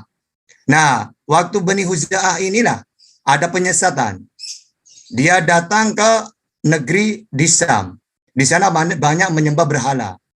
Lalu ditanya oleh Bani Huza'ah ini, Amr bin Lu'ay namanya. Kenapa kamu berdoa kepada berhala? Iya, setiap kami berdoa dikabulkan. Akhirnya tertarik, dibawa ke Arab. Lalu patung-patung itu ditaruh di Ka'bah. Diikutin karena dia orang pengaruh. Lalu mereka menyembah berhala itu. Bahkan orang yang kaya bangun membuat berhala yang besar. Latau Zamanat gitu tuh. Yang paling besar berarti paling hebat dewanya. Tapi mereka tahu Tuhan yang benar itu ya Allah. Maka kalau ditanya wala in sa'altahum man khalaqas samawati wal ar wa sakhara samsa wal qamar la yaqulana Allah. Ketika ditanya oleh mereka kan menyembah berhala. Tapi ketika ditanya, siapakah yang pencipta langit dan bumi? Mereka jawab Allah. Makanya sebelum Rasulullah diutus, ya mereka tahu Tuhan itu yang benar itu Allah. Dari mana mereka tahu Tuhan pencipta langit dan bumi itu Allah? Dari Nabi Ibrahim, turun-temurun. Kok menyembah berhala? Karena menurut mereka anak Allah, anaknya Allah. Gitu. Makanya ayahnya Rasulullah, Abdullah, hambanya Allah. Siapa Allah itu? Tuhan pencipta langit dan bumi. Semua orang Arab saat itu tahu. Sebelum Nabi Muhammad diutus pun tahu. Nama Tuhan itu pencipta itu adalah Allah. Gitu. Silakan Guru Ndajuma. Iya, baik. Jadi seperti yang diterangkan oleh Dinda Tahta ya terkait dengan penamaan. Jadi kemudian orang-orang pra-Islam itu khususnya di Arab, mereka memahami bahwa kekuatan di luar dari kehidupan mereka sebagai manusia, kekuatan yang kemudian menjadi kekuatan gaib di luar yang mereka ketahui, itu mereka sebut dengan kekuatan Allah. Artinya ada esensi di luar daripada kehidupan makhluk yang menempati dimensi berbeda yang mereka sebut dengan sebutan Allah. Artinya bahwa dari sejak zaman Abraham, ya kalau kita menitik dari histori ya, bagaimana kemudian orang Irak, orang Syria, orang Turki ya di dalam menjabarkan kemudian konsep iman mereka sebelum Islam itu ada, mereka sudah mengenal kata Eloah, mereka mengenal kata El, mereka menyeru dengan panggilan-panggilan yang sama, Elah, Elaha, atau Alaha. Nah, ini adalah merupakan suatu titipan ilahi kepada mereka. Kenapa saya katakan titipan ilahi? Karena Abraham bersama dengan keturunannya itu memiliki 3 bahasa yang serumpun. Ya, bahasa Ibrani, bahasa Aramaik, bahasa Arab. Itu adalah bahasa serumpun yang berasal daripada Abraham, di mana Al-Quran menerangkan dan bahkan Bible juga menerangkan bahwa dari Abraham lah kemudian alam semesta ini orang-orang akan diberkati gitu. Nah, oleh karena itulah kemudian pencipta langit dan bumi menyatakan diri kepada Abraham dan keturunannya kemudian mengetahui tentang itu, mengetahui tentang adanya kekuatan di luar daripada kehidupan makhluk yang mereka sebut dengan kekuatan Tuhan. Nah, inilah yang kemudian karena mereka tidak memiliki kitab suci di dalam kehidupan orang yang bangsa Arab pada kala itu ya pra-Islam, mereka tahu kekuatan kemudian di luar daripada kekuatan mereka sebagai makhluk. Nah, itulah yang mereka sebut dengan Allah. Nah, itu juga dikenal oleh orang-orang yang bertutur bahasa daripada bahasa serumpun yang saya maksud. Ya, jadi kata Allah ini itu nyata di dalam kehidupan kita bagi orang-orang yang belajar ya. Itu mengetahui bahwa kata Allah dalam bahasa-bahasa rumpun seperti saya maksud, bahkan bahasa yang lebih tua ya, seperti bahasa Aram yang saya katakan tadi, itu mereka menemukan kata Allah dalam tulisan Ela, dalam tulisan Elaha atau Alaha. Nah, inilah yang kemudian saya katakan bahwa ketika dikatakan ayat daripada baginda Rasulullah Muhammad SAW itu mengatasnamakan hamba Allah, maka itu artinya merujuk kepada Allah yang menyatakan diri kepada Abraham. Karena mereka ini masih kental dengan paham-paham yang kemudian diajarkan oleh Adam alaihissalam melalui anaknya Ismail dan keturunan. Sekira begitu. Oh iya. Berarti kata Allah ini diperkenalkan oleh Nabi Ibrahim ya ke anak cucunya Ishak dan Ismail, begitu kurang lebih ya Bang Zul ya. Iya. Nah, tapi saya kritik sedikit mengenai bahasa Aram, karena bahasa Aram itu baru ada di abad 500 setelah pembuangan di Babel. Jadi bahasa Aramaik itu bahasa yang dipakai setelah dari Babel. Cuman begini Bang Zul, yang jadi pertanyaan saya itu artinya bahasa Arab ini sudah lebih tua sebetulnya. Sebelum baginda Rasulullah ada, bahasa Arab ini sudah ada berarti ya? Iya. Oh oke. Oh oke, jadi saya paham sekarang. Nabi Ibrahim memperkenalkan kata Allah ini, kemudian kata Allah ini pula yang dikutip oleh Ishak ya melalui keturunannya Yakub dan bangsa Israel keseluruhan orang Yahudi, bahwa itulah yang mereka pakai sebagai kata ganti Elohim gitu. Kurang lebih begitu kali Bang Zul, atau gimana? Ya, itu yang kami pahami ya, karena kami mengetahui bahwa baginda Rasulullah Muhammad SAW itu menerima wahyu, menerima ilham dari pencipta langit dan bumi tanpa melalui proses belajar. Ya. Dalam arti kata bahwa Rasulullah tidak melakukan penyelidikan terhadap nama pencipta. Gitu. Sekonyong-konyong kemudian artinya ya. Artinya begini, artinya ayahanda sendiri yang mengajarkan ke baginda Rasul bahwa Allah Tuhan yang disembah itu adalah Allah gitu ya. Kurang lebih begitu. Itu kita tidak temukan adanya literasi yang menerangkan bahwa bapak daripada baginda Rasulullah Muhammad SAW mengajarkan kepada baginda Rasulullah Muhammad SAW kata Allah. Oh iya. Karena kita ketahui ya bahwa beliau lahir dalam keadaan yatim. Ayahanda sudah tidak ada gitu ya. Iya, betul. Iya. Ya, artinya bukan ayahanda berarti yang mengajar. Kalau seperti Ibrahim tadi, dia pasti Ibrahim lah yang mengajarkan kata Allah itu kepada Ismail dan Ishak, sudah pasti kan. Lalu Ishak dan Ismail pun mengajarkan ke keturunan mereka gitu. Sama seperti rumpunnya Ismail kemudian mengajarkan ke keturunannya, kan begitu ya. Kurang lebih ya, Bang Zul ya. Nah, ini yang menarik saya. Berarti bahasa Arab itu sebetulnya jauh lebih tua daripada perkiraan, karena saya berpikir bahasa Arab itu justru baru ada setelah baginda Rasul menjadi nabi, kemudian bahasa itu diperkenalkan melalui Al-Quran gitu. Karena kan banyaklah literasi yang mengatakan bahwa bahasa Arab yang dipakai di dalam Quran itu bahasa yang indah gitu. Artinya banyak kosakata yang dipakai seperti puisi begitu kan. Jadi makanya yang saya tahu juga bahasa Arab itu ada 3 bagian kalau tidak salah ya, Al-Fushah, Al-Qadimah, apa satu lagi saya lupa itu, tidak terlalu paham sih. Nah, yang menarik saya itu gini Bang Zul, karena akhir-akhir ini saya lihat banyak juga yang menentang pemakaian kata Allah di dalam Alkitab gitu. Jadi saya berpikir sebetulnya apa ininya gitu, apa sebabnya perlakuan seperti itu, bahwa jangan pakai kata Allah di dalam Alkitab. Padahal tadi kan seperti yang Ustaz Tata jelaskan itu dari Nabi Ibrahim kan menjelaskan ke anak-anaknya, lalu anak-anaknya menjelaskan ke cucu-cucunya gitu kan. Kemudian kata itu juga yang dipakai oleh anak keturunan Ishak gitu, Yakub, Ismail dan Yakub, ya disebut dengan Israel, Yahudi sekarang itu kan, bahwa itulah yang mereka titip sebagai Elohim. Padahal sebetulnya kata Allah itu sudah ada lebih lama ya gitu ya Bang Zul. Iya. Oke, siap.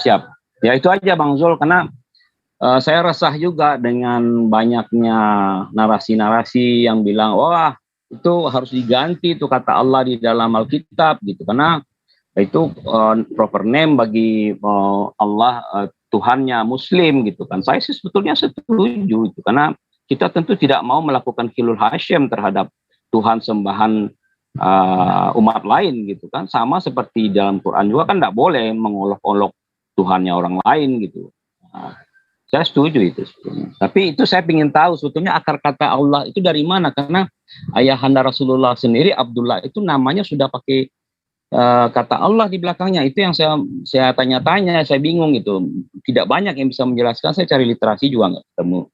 Tapi setidaknya ini sudah memberikan saya pencerahan dari Ustadz Tahta sama Bang Zulkifli, memang luar biasa. Terima kasih banyak atas pencerahan sore ini. Mungkin lain waktu bisalah kita berdiskusi lain, barangkali ada hal-hal yang saya nggak mengerti, saya bisa datang ke sini gitu Bang Zul. Oke, baik, saya tambahkan sebelumnya Bang Lukas. Jadi gini, saya orang yang, boleh saya katakan, saya orang pertama yang menentang ketika orang Kristen menyebut Tuhan mereka dan sebutan Allah. Dan itu banyak Anda akan temukan di konten-konten channel saya yang memproklamirkan pelarangan itu. Pasti sahabat saya terheran. Kok bisa kayak begitu?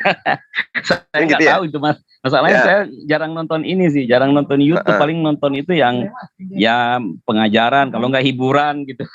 Saya malah nggak nonton channelnya Bang Zul. Malah saya nggak, ini baru tahu saya kalau MMCI ini ternyata channelnya Bang Zulkifli Abbas ya. Iya.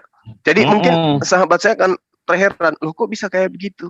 Bukankah nama Tuhan itu katanya sebelum Rasulullah Muhammad SAW nama Tuhan itu sudah diperkenalkan dengan sebutan Allah, ya kan gitu ya. Nah, itu tidak dipersalahkan kemudian. Yang dipersalahkan kemudian adalah ketika menempatkan nama Allah itu pada bukan tempatnya.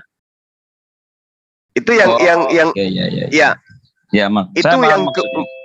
ya, oke. Saya kira saya tidak perlu panjang lebar di situ. Jadi ketika nama suci itu dinobatkan kepada oknum yang tidak seharusnya untuk mendapatkan nama itu, maka itulah yang saya katakan salah. Nah, itu masih mending daripada seorang Romo Aldo.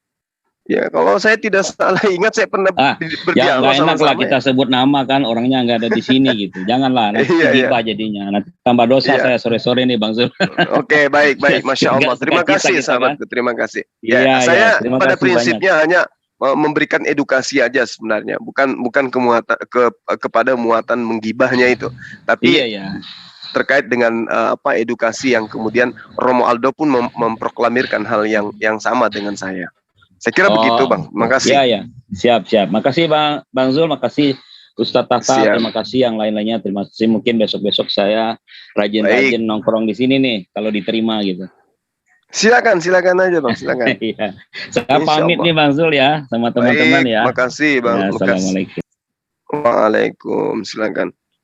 Oke, Adina Tahta, ada yang ingin ditambahkan sebelum kita tutup? Ya itu banyak yang resen itu, Gurunda. Selamat sore Bang Zul. Boleh bertanya? Sore ya, selamat sore kawan-kawan semuanya. Tadi dibahas masalah Nabi Ibrahim dengan Abraham. Karena mohon maaf nih ya, saya di dalam Alkitab itu perjanjian lama itu tidak ada tulisan Nabi Ibrahim, yang ada Abraham. Oke. Yang perlu saya pertanyakan Bang Zul, apakah Nabi Ibrahim ini sama dengan Abraham? Itu aja dulu. Ya, sama. Kalau dasar ini, sebentar. Kalau dasar ini yang kemudian Anda jadikan sebagai pertanyaan karena tidak ada di dalam Bible nama Abraham, Anda pun harus mengakui bahwa sesungguhnya di dalam Ibrani, bahasa Ibrani itu juga tidak ada kata Musa. Ya, kita ada kata Daud.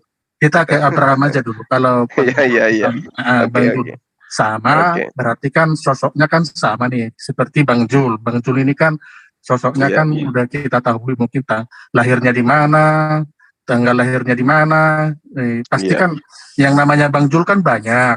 Betul nggak Bang Zul kan? Jadi untuk menyederhanakan, untuk mengidentifikasi apakah Abraham dan Ibrahim ini sama, oke lah. Boleh nggak kita tahu orang tua bapaknya Abraham ini, Nabi Ibrahim ini siapa? Kalau Abraham kan udah jelas, dia dikatakan di Alkitab bahwa orang tuanya namanya bapaknya Terah. Nah, kalau Nabi Ibrahim ini siapa, Bang Zul? Ada tertulis nggak di Al-Quran? Kami umat Islam itu mengenal dengan sebutan Azar. Ajar ya. Oke. Yeah. Berarti beda orang tuanya namanya ya. Jadi gini, kalau kita lihat dalam segi bahasa, ya, hadits dari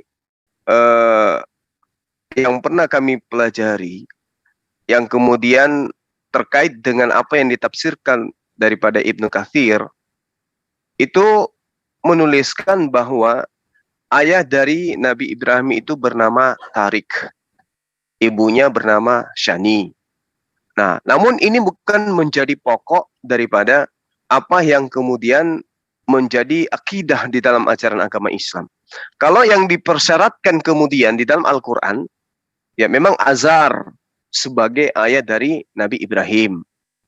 Nah, akan tetapi yang disebut dalam Al-Quran maupun hadits, ya, apa yang kemudian menjadi tafsir daripada Ibnu Katsir ini terkait dengan penamaan Tarik, salah satunya itu dianggap sebagai bapak, ada yang mengatakan bahwa salah satu dari kedua ini adalah paman yang juga dipanggil Bapak oleh Nabi Ibrahim.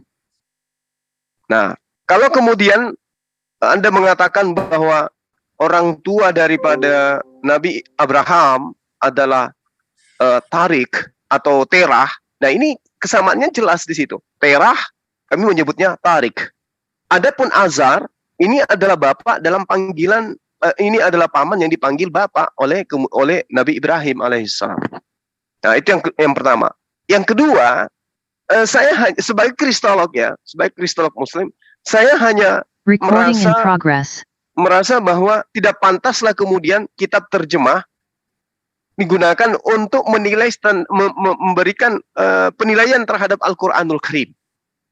Ya, kitab terjemah itu kan setiap saat bisa direvisi, bisa berubah. Itu nggak pantas kemudian dijadikan acuan penilaian terhadap Al-Quran. Yang benar adalah Al-Quranul Karim yang harus menjadi acuan untuk menilai kitab terjemah. Saya kira begitu, sahabat saya. Mungkin ada tambahan dari Dinda Tahta, silakan. Iya, kalau kita baca tafsir kan kalau dalam Islam itu mungkin ada julukan kan gitu, lakob namanya.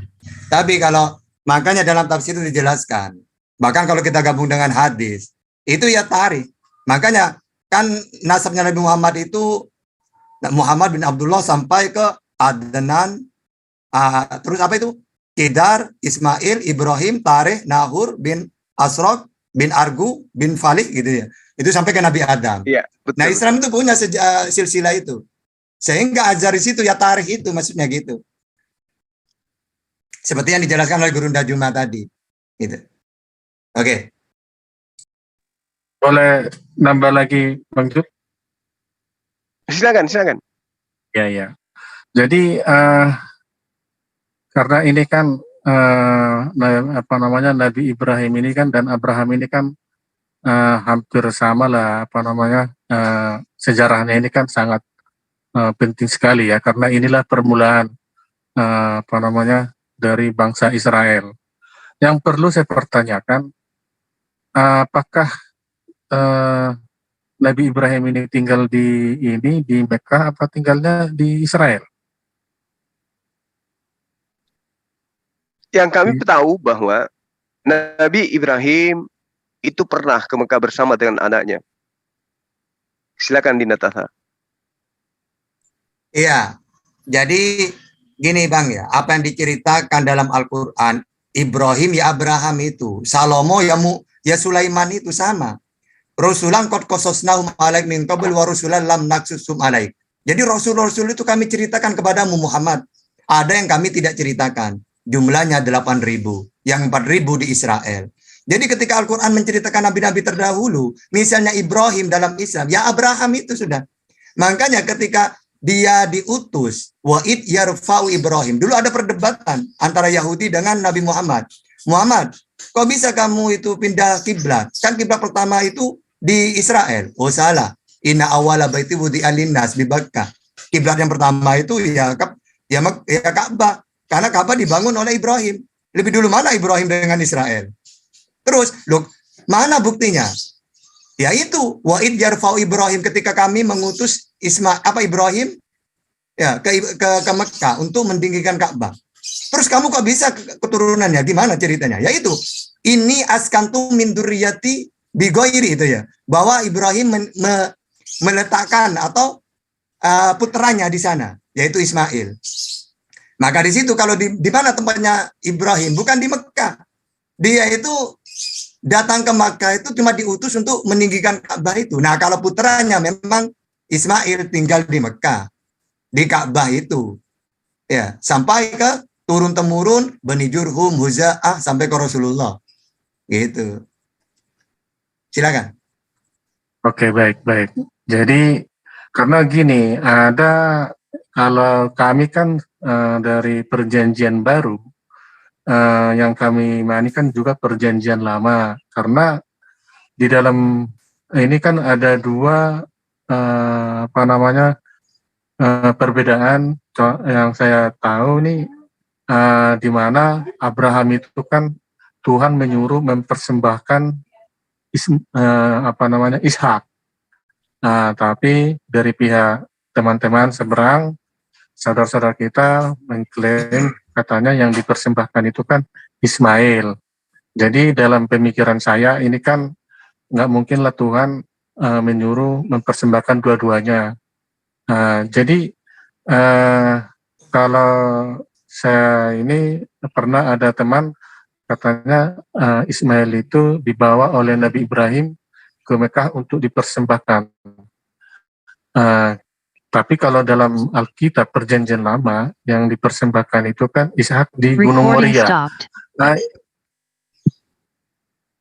bisa nggak dijelaskan Bang Jul? Ya, saya sebentar sedikit. Intinya gini, kita pakai langsung poinnya saja. Anak tunggal siapa? Kenapa Israel gitu itu memakai Ishak? Ya mungkin karena mereka tidak mau mengakui Ismail. Tapi yang jelas anak tunggal yang dikorbankan. Tunggal itu berarti anak yang nomor berapa? Gitu aja. Silakan Gurunda.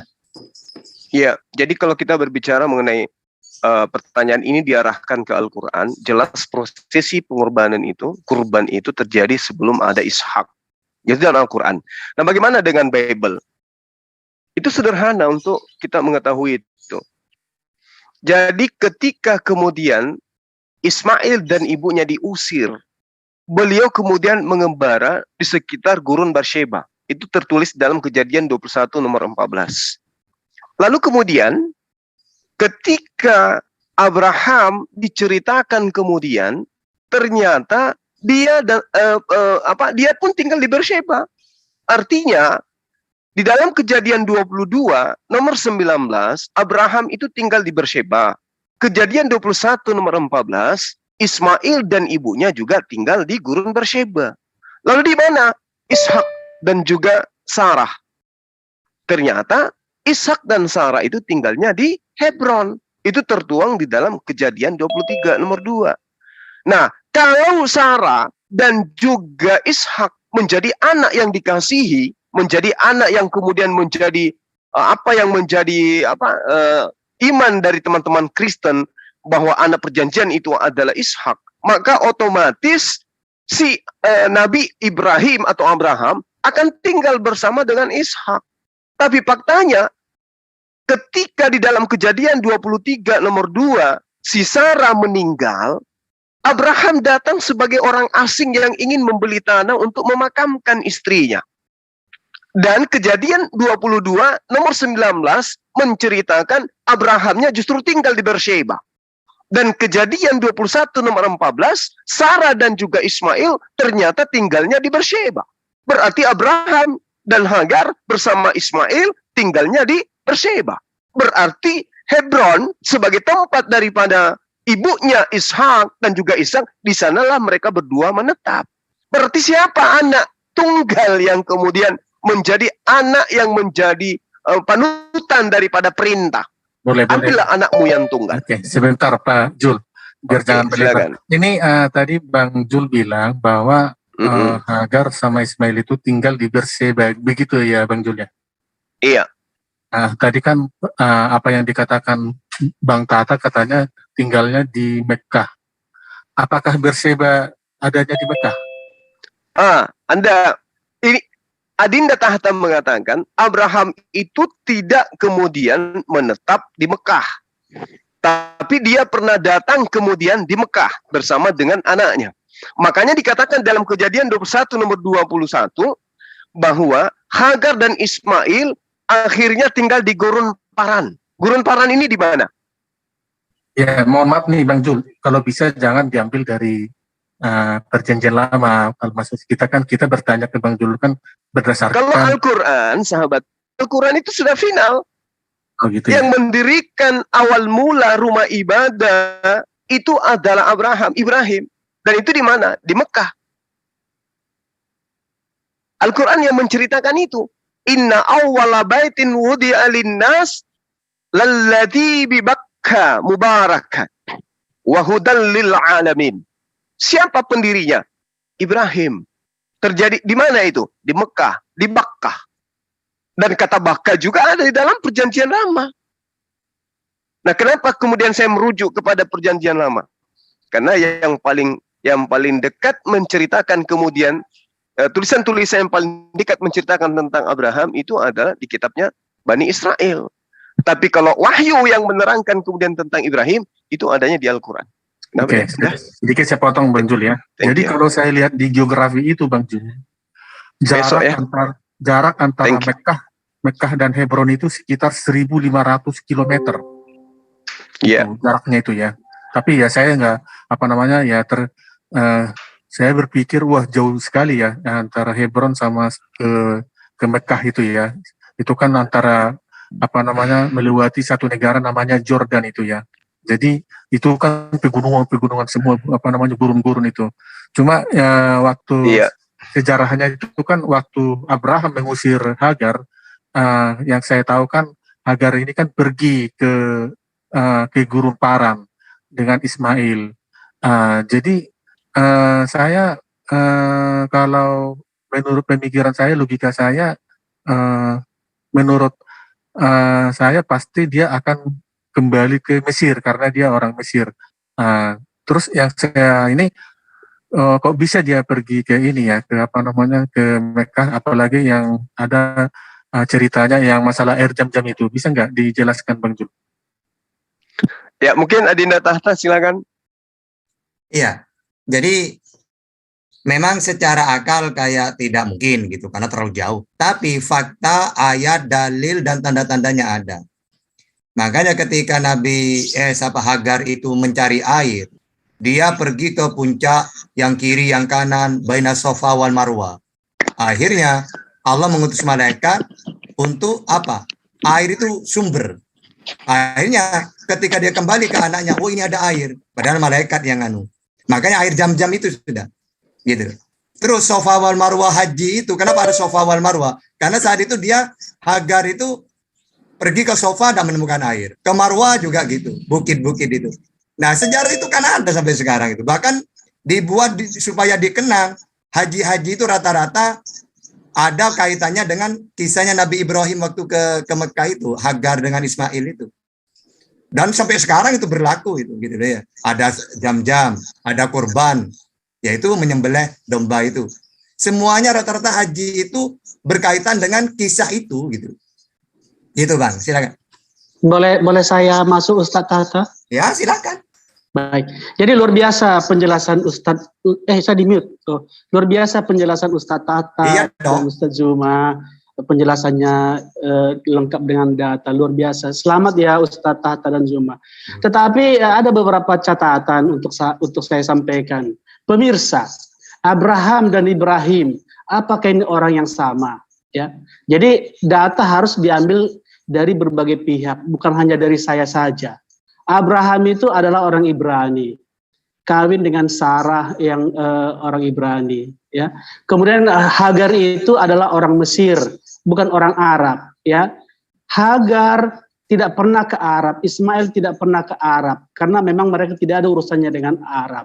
Kemudian sulit memastikan apakah Abraham dan Ibrahim itu satu, sama. Baik, saya share screen boleh ya? Saya coba hadirkan data. Menurut Taurat, siapakah Abraham itu? Ternyata Abraham itu adalah keturunan dari Terah yang memperanakan Abraham, Nahor, Haran dan Haram, dan memperanakan Lot. Tetapi menurut Allah Subhanahu wa taala, siapakah bapaknya Ibrahim? Saya bisa baca Arabnya atau tidak bisa, Ustaz? Ya. Anda nggak bisa baca Arab. Nggak usah, nanti tambah rusak, nanti saya bahasa Latin. Wa iskala Ibrahim. Mulai lagi saya ngaji. Aduh. Jangan Allah Pak. Gimana? Nggak usah kotori mulutmu, nggak usah kotori mulutmu dengan bahasa kau nggak tahu ya. Baik. Saya mengerti Ustaz. Bagus, sopan kamu ngomong, tapi tiba-tiba kau masuk. Baik, mohon maaf Ustaz ya. Kalau bisa bahasa Ibrani, baca bahasa Ibraninya yang tadi. Pemirsa, mohon maaf, Ustaz Tahta mulai kepanasan ini ya. Bukan kepanasan, kasihan kamu. Kasihan, iya. Salah-salahnya itu ketemu. Boleh, saya lanjut ya Ustaz ya. Saya lanjut ya Ustaz ya. Dan ketika Ibrahim berkata kepada ayahnya Azar, pantaskah engkau menjadikan berhala itu sebagai Tuhan? Sesungguhnya aku melihat engkau dan kaummu dalam kesesatan yang nyata. Jadi orangnya berbeda. Ibrahim itu bukan Abraham. Karena Abraham itu adalah anak Terah. Ibrahim itu adalah anak Azar. Kita tidak tahu siapa ini. Dan semua data yang saya sampaikan itu semua itu hanya versi Anda. Oke, dan tidak ada dasar. Oke, udah saya paham. Belum selesai, ya. Ustaz. Oke, coba kamu baca. Kok menghujat saya enggak gini ini loh, ada Oreo baru. Iya, dengerin aja. Dengerin dulu. Wa idh qala Ibrahim li abihi Azar atattakhidu asnaman aliha. Coba kita baca dengan tafsirannya. Dan ingatlah di waktu Ibrahim berkata kepada bapaknya Azar, julukan dan nama aslinya adalah Tarikh. Udah. Baca tafsir Jalalain itu. Iya, sebentar. Kita saja, tapi saya jangan di framing dong penista bagaimana kira-kira apa saya penista begini? Bagaimana Ustadz? Iya, silakan aja. Pokoknya kamu bertanya ke Guru Ndajuma, nanti kami jawab. Saya akan banyak belajar dari kalian. Tapi saya mau tanya dulu, dengan menghadirkan data ini apakah saya penista? Ya, enggak lah. Kan ada Guru Anda tidak menista, Anda tidak menista, tetapi Anda menghinakan diri Anda gitu loh. Oh enggak.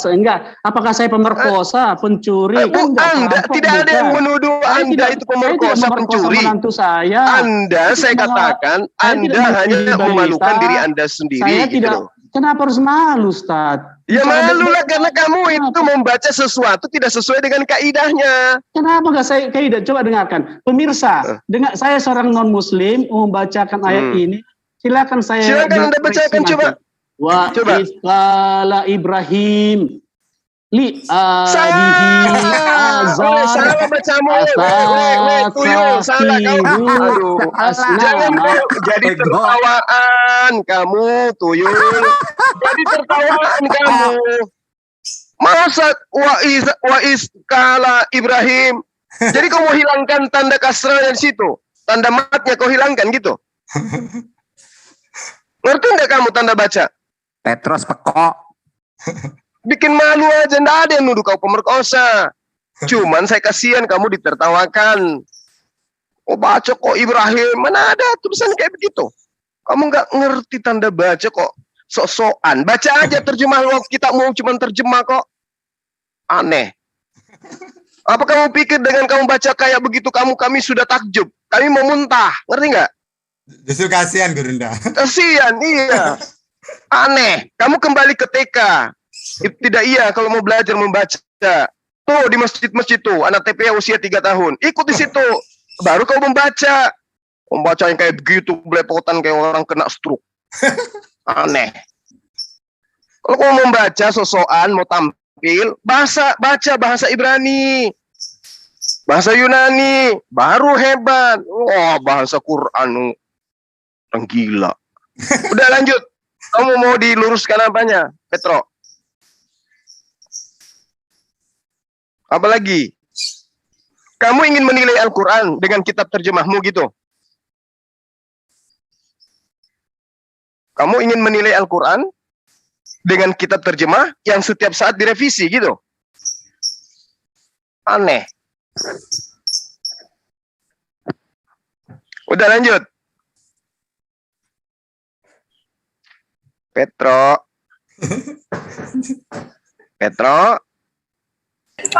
Dan nangis dia.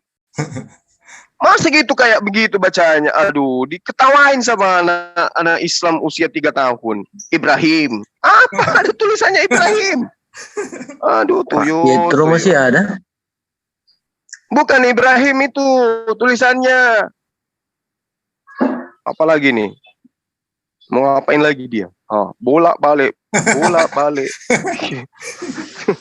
Bolak-balik. Nah, apalagi yang mau aku baca situ? Nah, tuh. Nah, coba. Apa ini? Silakan.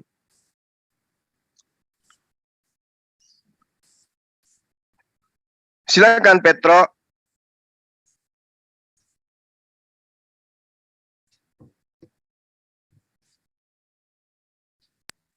Jangan dimute tadi, dimute. Jangan main. Ya udah, silakan. Nah, silakan. Jadi, salah satu bukti bahwa Allah Subhanahu wa taala juga menghargai ilmu terjemahan dalam surat banyak. Memang betul Betul, makanya diminta kamu baca terjemahan aja gitu. Dalam surat Maryam 30, qala inni abdalillahi ataniya. Allahu Akbar. Tidak usah. Mana ada bacanya di situ ataniya? Mana bacanya di situ ataniya? Mana? Enggak usah baca Allahu Al-Qur'an, Akbar. Kamu ditertawakan sama anak TK Islam. Tidak ada bacanya di situ ataniya, enggak ada. Alkitab mana? Ada Alkitab di situ? Mana ada nabiyan di situ? Allah Subhanahu wa taala menerjemahkan karena Isa itu orang Ibrani tidak pernah berbahasa Arab. Mengapa tiba-tiba tulisannya berbahasa Arab? Karena Allah Subhanahu wa taala menerjemahkan. Kamu tidak punya kitab asli ucapan Isa yang dalam bahasa Ibrani. Silahkan giliranmu. Kamu kalau sudah disiapin terjemah, kamu nggak usah kotori mulutmu yang membuat kamu ditertawakan, Petro. Ya. Apa? Ini didengar penonton. Lihat. Masa kamu baca tulisannya Atani. Zuma yang mengaku ustaz, tapi mulutnya penuh dengan sampah. Dari tadi saya katakan kepadamu, Petro. Abdulillahi atniya. Abdulillah mana? Udah. Kamu saya kick lama-lama ya. Biasa ya, kamu mempertontonkan ditertawakan umat Islam. Kamu sudah tua, usiamu sudah di atas 50 tahun. Kamu baca kitabnya orang dengan cara-cara yang salah gitu loh. Tidak dengan kaidah yang benar. Moral dan etika orang yang mengaku ustadz seperti kamu yang tidak punya etika membaca kitab sucinya orang dengan sembarangan, wahai pemakan babi. Kamu yang tidak punya etika. Kamu yang tidak punya etika membaca kitab sucinya orang dengan seenak perut kamu. Istighfar. Ya kan? Kamu yang tidak punya etika. Kamu baca kitab suci saya bisa. Saya tidak kitab bisa baca sucimu itu bahasa Indonesia tuyul. Enggak. Ini kamu membacakan kitab suci saya, kamu menistakan dengan caramu membaca kayak begitu. Mind framing nista. Kamu menistakan kitab suciku dengan caramu membaca kayak begitu. Kalau kamu itu anak TK, bukan penghujat Islam, membaca kitab suci saya itu bisa dimaklumi. Lah kamu penista. Kamu membaca dengan gayamu kayak begitu, itu menghinakan Al-Qur'an namanya. Pemirsa. Inilah Ustaz cuma jangan lawan dia Ustaz. Yang lain saja. Saya diundang masuk grupnya. Saya diundang ke Zoom-nya, tapi saya dibully. Saya diundang loh. Kamu diundang bukan untuk menghinakan Al-Quran, setan. Kamu diundang untuk membahas tentang apa yang kamu tidak ketahui. Bukan kau disuruh untuk membaca kitab suci kami. Ngerti? Kalau kau bacanya itu bagus, benar, kami senang. Kamu membaca sudah kayak begitu, dasar monyet. Ya. Membaca kitab sucinya orang asal sembarangan saja. Itu penghinaan itu penistaan itu, Petro. Kamu sekolah tinggi-tinggi, otakmu gak berfungsi kau. Hargai kami yang punya kitab suci. Dasar biadab kau pemakan babi, setan kau. Hargai kami ini, kami ini saudaramu. Udah. Taruh di backstage, udah. Taruh di backstage aja, udah. Suci kami dong. Kamu nggak dianggap sebagai orang benar dengan kayak begitu. Kebenaran apa pula yang kau ajarkan ke sini? Coba contohi teman-teman Kristen yang lain. Mereka nggak perlu baca original text karena mereka nggak paham, mereka nggak punya ilmu di situ. Di sini ada Carol.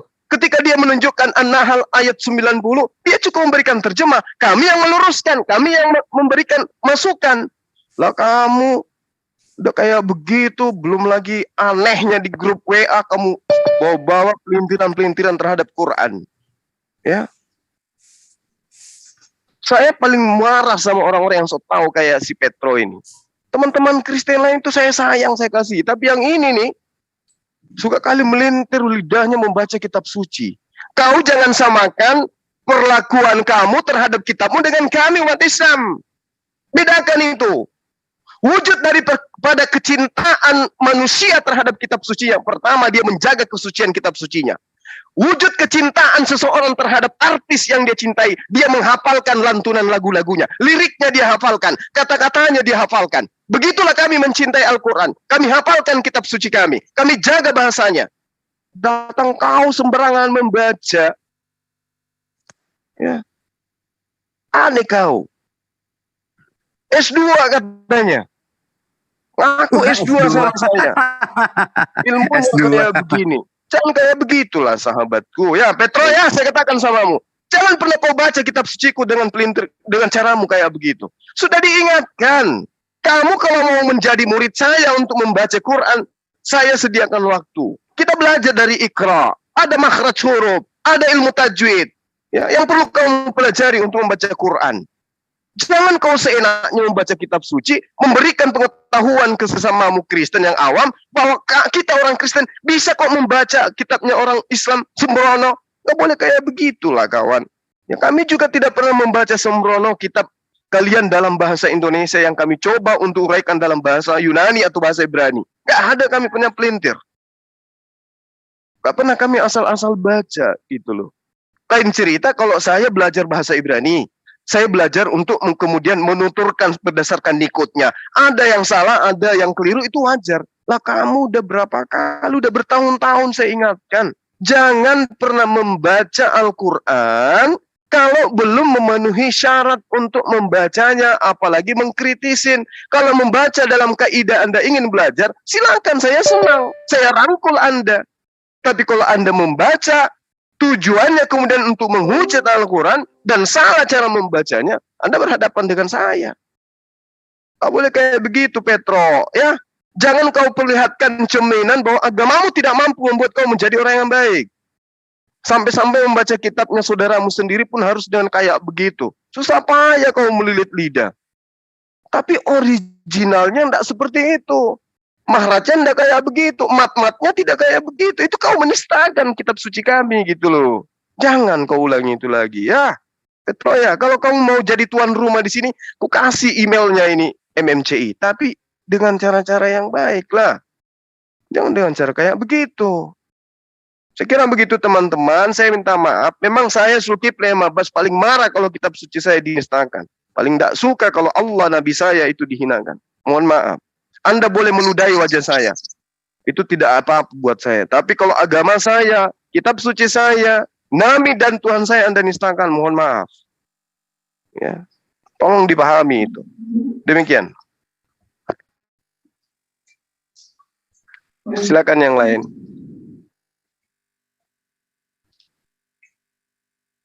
Dinda izin menyambung tentang hadis tadi.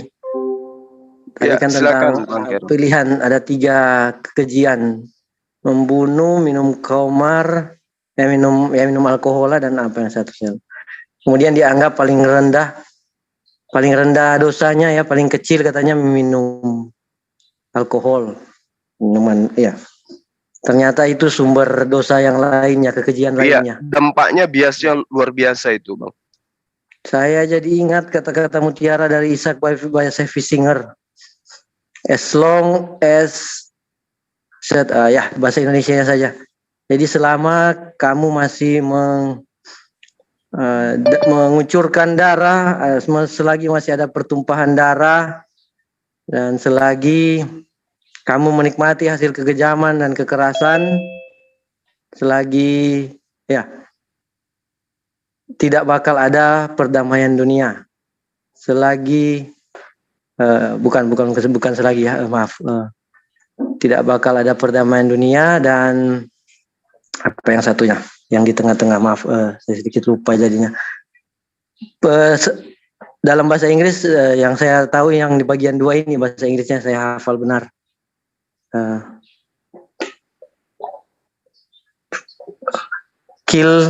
Killing and justice, atau killing and justice cannot dwell together.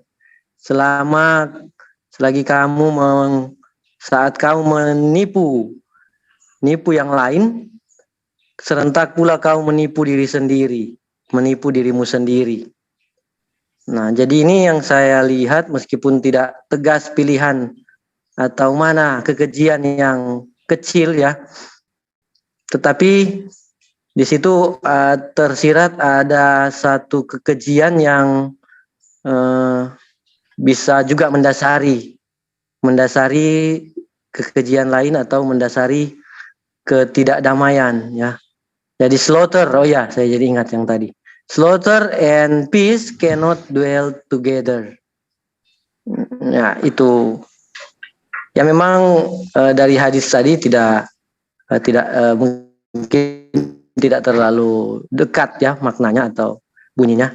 Tetapi dari hadis tadi saya jadi ingat dengan kata-kata Mutiara Basevis Ishak Singer tadi. Begitu, monggo dilanjutkan yang lain. Dinda Tahta silakan, Dek. Iya, kalau hadis itu intinya hikmahnya itu jangan pernah meremehkan dosa. Karena seorang abid itu ahli ibadah. Dia diberi dosa pilihan, secara akal dia kan milih yang rendah. Maksudnya paling rendah, coba zina dirajam, berarti mati kan. Membunuh dibunuh, mati. Sedangkan minum khamr cuma dicambuk. Otomatis menurut dia ya dicambuk ini paling ringan. Itu masuk akal. Tapi ternyata jangan diremehkan dosa itu gitu. Ternyata karena dia memilih yang khamr, dengan khamr itu malah dia lakukan semua tiga-tiganya. Bukan berarti hadis itu tetap mabuk mengalahkan zina, enggak gitu. Tetap posisinya zina dengan membunuh itu nomor atas. Tapi hikmahnya hadis itu jangan meremehkan dosa. Sehingga abid itu memilih yang paling kecil karena memang secara hukuman, coba kita membunuh dibunuh, kita zina dirajam. Tapi kalau cuma minum kan dicambuk 80 kali. Akhirnya dia cambuk aja gitu. Ternyata dia dengan memilih cambuk, memilih khamr, dari itulah dia tidak sadar akhirnya melakukan tiga-tiganya itu gitu ya. Itu kata-kata hikmahnya di situ, jangan meremehkan dosa. Makanya dalam ilmu ulama itu, jangan kamu melihat besar dan kecilnya dosa, tapi kepada siapa engkau berdosa. Walaupun mencuri ayam ya kepada Allah, mencuri mobil ya kepada Allah. Saya diberi bunga, dibawa kemana-mana dibawa saya. Tahu cuma bunga, dibawa terus. Jangan kamu melihat dari siapa ini, dari Luna Maya ini kan gitu. Jadi melihat yang memberi gitu, jangan melihat dosanya. Dari Luna Maya ternyata ya. Tambah sedikit boleh nggak Ustadz? Iya. Silakan Dek, silakan. 84. Ya, aku jadi dapat hikmah ya, perkara dosa besar, dosa kecil. Kita tahu kalau di iman Kristen itu nggak ada dosa besar, dosa kecil. Jadi pembunuh, pemerkosa anak sama dengan pencuri permen di minimarket itu tetap sama-sama hukumnya itu mati, maut. Menurut perspektif kekristenan. Nah, kalau kita berpikir itu kan tidak ada keadilan Tuhan di situ. Tapi kalau dalam Islam kita mengenal dosa besar, dosa kecil. Walaupun dosa kecil itu seperti Ustaz Tahta bilang tidak bisa disepelekan. Contoh, kenapa berdusta itu kayaknya tuh simple banget ya dikerjain, kayak bercanda berdusta. Tapi itu yang tidak ada pada diri Rasulullah. Rasulullah itu tidak pernah berdusta walaupun saat bercanda. Nah, kenapa? Sebenarnya kan simple ya, bohong kecil-kecil aja kok gitu kan. Tapi ternyata impact-nya sangat luar biasa. Bagaimana mungkin seseorang yang sudah terbiatnya berdusta, jahat, tiba-tiba dia mengaku dapat ilham dari Tuhan, lalu merubah segala sesuatu hukum-hukum Tuhan. Nah, ini kenapa pendusta, ular beludak yang lidahnya bercabang ini adalah ciri-ciri, kalau menurut Yesus ya, itu ciri-ciri nabi palsu. Dari buahnya kamu akan tahu bahwa orang ini penyesat atau tidak. Nah, yang lucunya, yang menjadi pertanyaan aku sampai saat ini, kenapa dalam iman Kristen ketika Yesus sudah wanti-wanti, kalian itu tidak akan bisa cara melihat dia palsu atau penyesat itu tidak mungkin buah buruk menghasilkan buah manis. Pohon buruk menghasilkan buah manis, begitupun sebaliknya. Tapi anehnya teman-teman kita Kristen justru mempercayakan segala sesuatu doktrin kekristenan di tangan Paulus yang dia adalah seorang mantan penjahat dan mohon maaf, mantan Farisi yang adalah itu aliran sekte sesat di dalam imannya Kristen.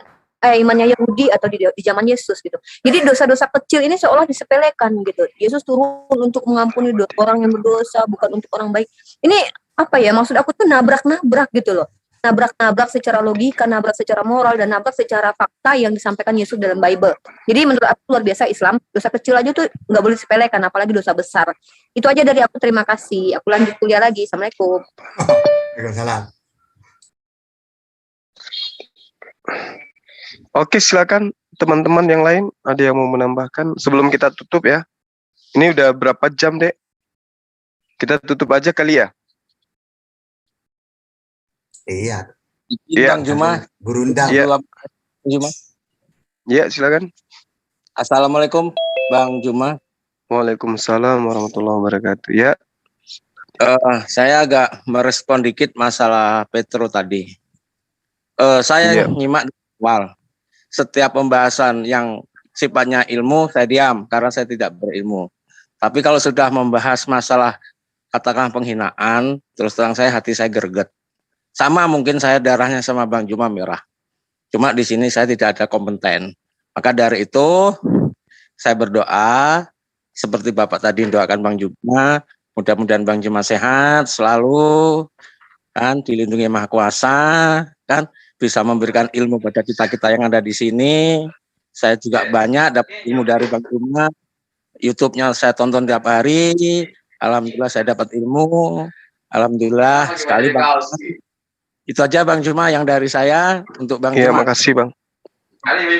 Makasih Bang, makasih. Oke, sahabat-sahabat sekalian, saya kira tanya Karol Bang, udah puas belum jawabannya? Tanya Karol, Bang Karol. Iya, gimana di sahabat Karol? Boleh. Sampai di sini cukup. Terima kasih. Cukup gitu. Tambahan dari saya Bang Karol ya. Kita jangan pernah menyepelekan yang namanya dosa-dosa kecil, maksiat-maksiat kecil. Jangan pernah kita sepelekan. Kenapa? Karena Allah menyembunyikan yang namanya ajabnya. Jangan Bang Karol. Kita juga jangan pernah menyepelekan yang namanya pahala-pahala kecil, ya kan? Amalan-amalan kecil. Kenapa? Karena Allah menyembunyikan yang namanya ridhonya. Jadi jangan anggap enteng dengan apapun juga. Islam itu jelas semuanya. Ada konsekuensi yang harus ada sebab, ada akibat. Itu sudah pasti. Seperti itu aja mungkin dari Dewa. Ya, saya nyambung sedikit, Gurunda minta izin sedikit biar nyambung ya.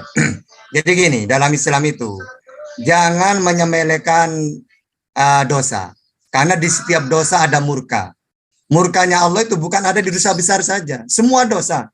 Sama dengan gini, saya mencuri uangnya Gurunda Juma 10 juta. Marah Gurunda nih. Tapi ketika dia tahu bahwa saya mencuri, akhirnya dimaafkan. Masuk penjara saya. Terus saya mencuri uangnya Dewa 100.000. Karena Dewa itu kalah saingan cewek sama saya, marah dia. Di penjara saya itu. Ya, padahal yang besar dimaafkan. Tapi kecil kok malah masuk penjara saya. Kepada Allah juga gitu. Walaupun kita melakukan dosa besar, kalau Allah memaafkan, tidak bisa apa-apa kita. Walaupun dosa kecil, kalau Allah murka, ya kena fatal itu. Nah seperti itu ternyata dosa itu. Jadi kita umat Islam jangan pernah menyepelekan dosa, mau kecil mau besar, hati-hati. Ada murka di situ. Gitu. Silakan ditutup aja, Gurunda. Tapi gini loh Bang, kalau kita dosa sama Allah, kita itu mudah loh. Allah itu lautan maaf. Tapi kalau kita dosa sama sesama, nah ini yang bikin repot ini. Tentu kita harus minta maaf kepada orang itu. Kalau dosa sama Allah, kita mau melakukan 1000 keburukan sekalipun, tetapi ditutup dengan satu kebaikan, insya Allah akan mengampuni dosa kita. Itu sifat Allah. Beda hanya dengan sifat manusia. 1000 melakukan kebaikan, kalau terakhirnya endingnya melakukan satu keburukan, itu keburukan itu yang akan diingat. Cuma ini kita kan banyak dosa kepada manusia, ya kan? Ini bingung juga ini nih, dosa sama manusia, Bang. Kalau melorotin celananya orang, dosa apa enggak? Ngeri ini udah kalau dosa sama manusia. Dosa sama Allah mudah, gampang. Allah memaafkan. Tapi dosa kalau sama manusia, nah ini yang repot. Dan kita umat muslim, kita masuk ke surga aja harapan kita tipis tuh. Harapan kita tipis. Setipis kondom, lebih tipis malah daripada Fiesta. Waduh, kemana-mana udah Dewa rusak nanti ini. Tutup aja Gurunda. Tapi ini nyata loh. Ini nyata. Cepat ditutup Gurunda, rusak. Oke, baik sahabat-sahabat, ya terima kasih sudah menyertai kita pada dialog sore hari ini.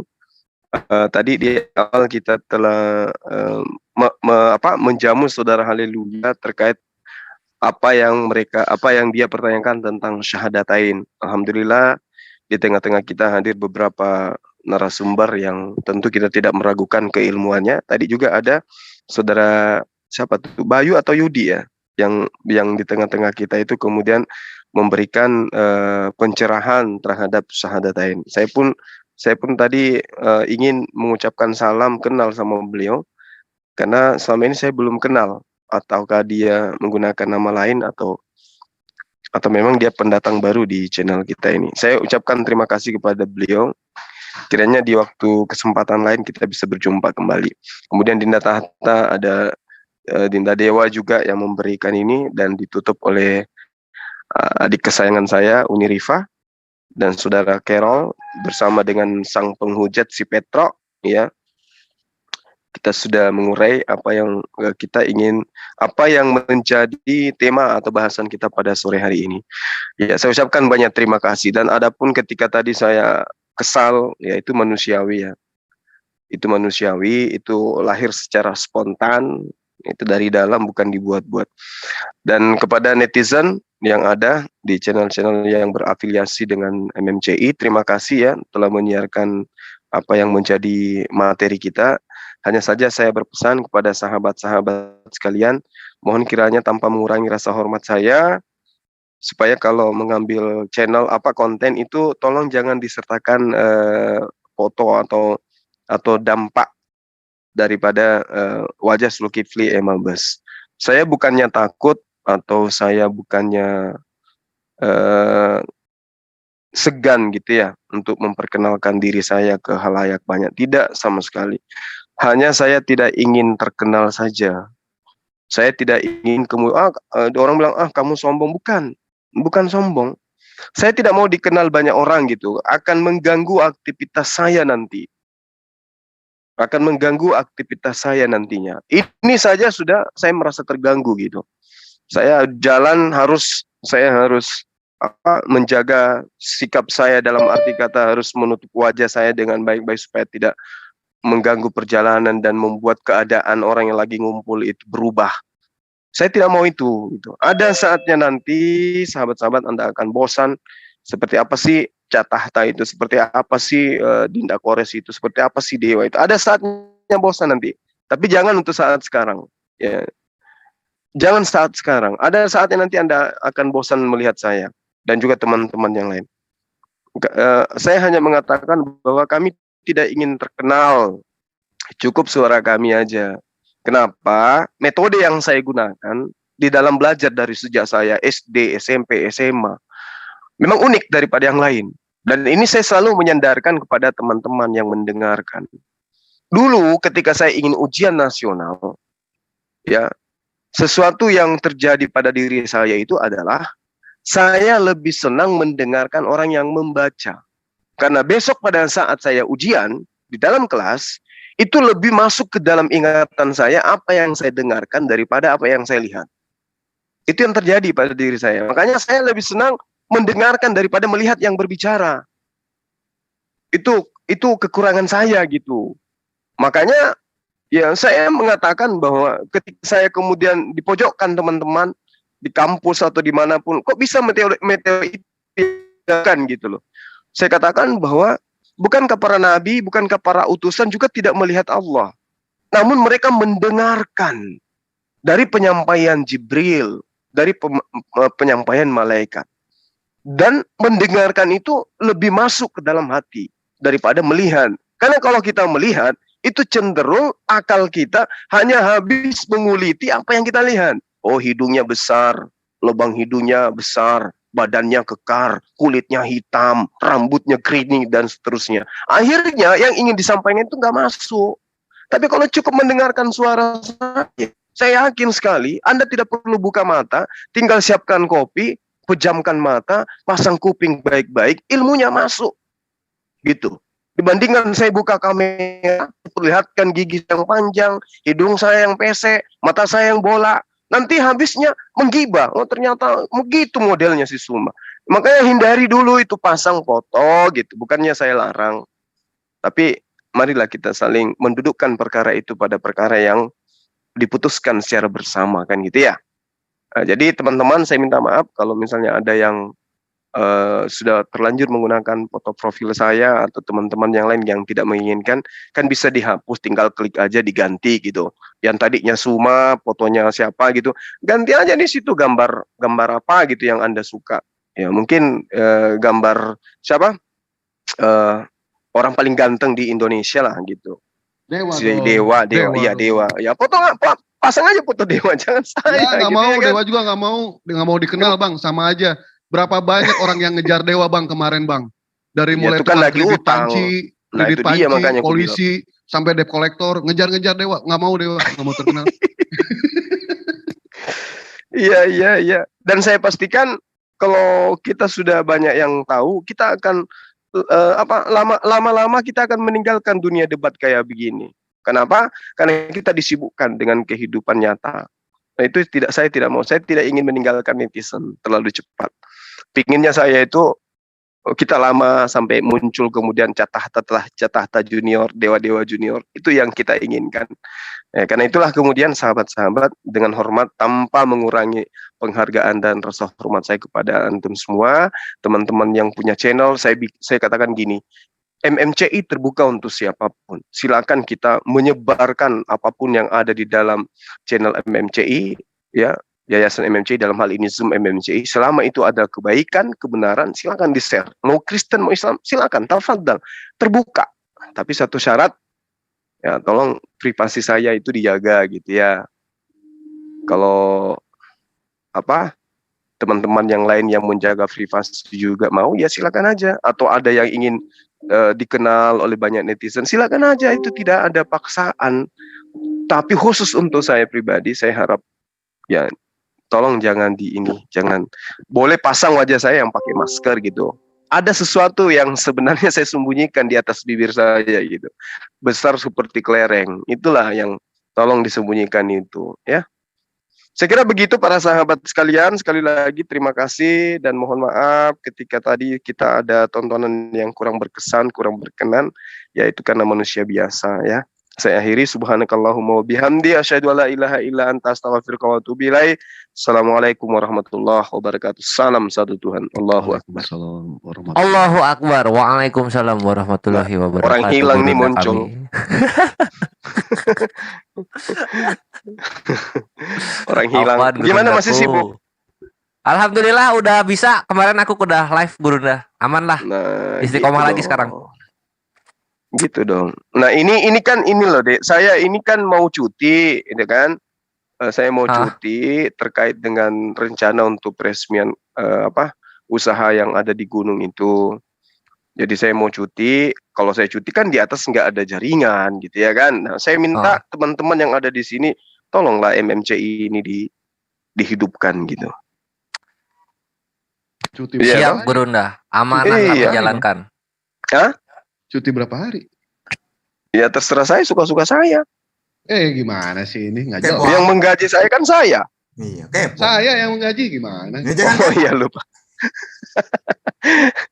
Benar juga ya, lupa saya. Saya mungkin 2 pekan, kurang lebih lah. Lama banget Gurunda. Soalnya asik di atas situ. Gurunda sekalian bawa ini dong, sekalian bawa tukang internet ke atas. Pas Gurunda kesana. Ini kita sementara untuk sementara kemudian sementara lobby bagian Telkomsel untuk pasang ini di sana, WiFi. Ya. Assalamualaikum warahmatullahi wabarakatuh. Waalaikumsalam warahmatullahi wabarakatuh. Kita isi Pin. Iya, ayo Cak. Iya, ayo per malam ini aja. Mulai. Terus Dinda, mungkin sebentar malam bantu saya dong. Pingin lelang pekerjaan masjid, bisa nggak tuh? Lelang pekerjaan masjid? Iya, boleh nggak tuh? Ngerti nggak? Saya pun baru diajarin kayak gitu. Maksudnya borongan. Iya, kan? maksudnya gini. Maksudnya pekerjaan serambi butuh dana sekian gitu. Oh, itu. Apalah namanya tuh? Lelang memakmurkan itu. Masjid. Ya ngerti Gurunda, aku ngerti.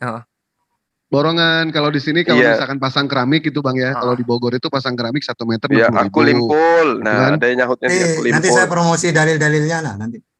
Nah, bentar malam boleh kan? Iya. Ya, bisa Gurunda. Ini aku kasih konsepnya dulu. Kita dialog dulu setengah jam supaya kekumpul ininya. Ya, betul. Si masanya, viewernya. Oh, gitu. berarti gini ya, Bang Joma. Yang siapa yang nyanggupin satu tiang? Semuanya orang saya sanggup satu tiang gitu kan semuanya. Nah, itu maksudnya iya. Kalau Dewa mau ngambil tiang. Di kilo Bang, kayak nggak tahu aja. Terus teman-teman itu ada wacana pada peresmian masjid nanti pada mau ke Makassar gitu. Iya, nanti, aku kan udah janji. Oh, iya. Sana kok bulan madu aja ke sana. Janganlah, datanglah Dek. Masa ke Blora bisa ke Makassar enggak? Minta doanya sekalian buat yang di sini. Dewa nggak kangen gitu mau jumpa sama aku. Dewa mau berangkat sama Bang Juma ya. Minta doanya di sini ya. Vaksin dulu Bang ya. Kalau bisa vaksin 10 kali buat 20 tahun itu jadi aman. Iya. Ini penasaran. Amin Bang Dewa, amin. Berapa hari Bang rencana Bang? Kita berapa hari rencana? 3 hari aja Bang ya. Sama kayak Yesus 3 hari 3 malam. Kamu aja lah. Bang Kores, yang penasaran nih Ustadz Tahta ini loh, yang katanya mau bulan madu sekalian ke sana ini penasaran ini. Memang udah ya? Ustadz Tahta udah dapat calonnya ya? Oh, udah dapat banyak. Bercanda mulu Ustadz Tahta mah. Dia mau nikah, Bang Kores mau nikah. Ini malam dari pertama dulu pasti, Bang Dew. Ustadz Tahta tuh dari dulu mau gitu loh. Malam pertama pasti 2 ember gerak ini. Gitu. Malam pertama 2 ember ini pasti. Besoknya ganti kasur.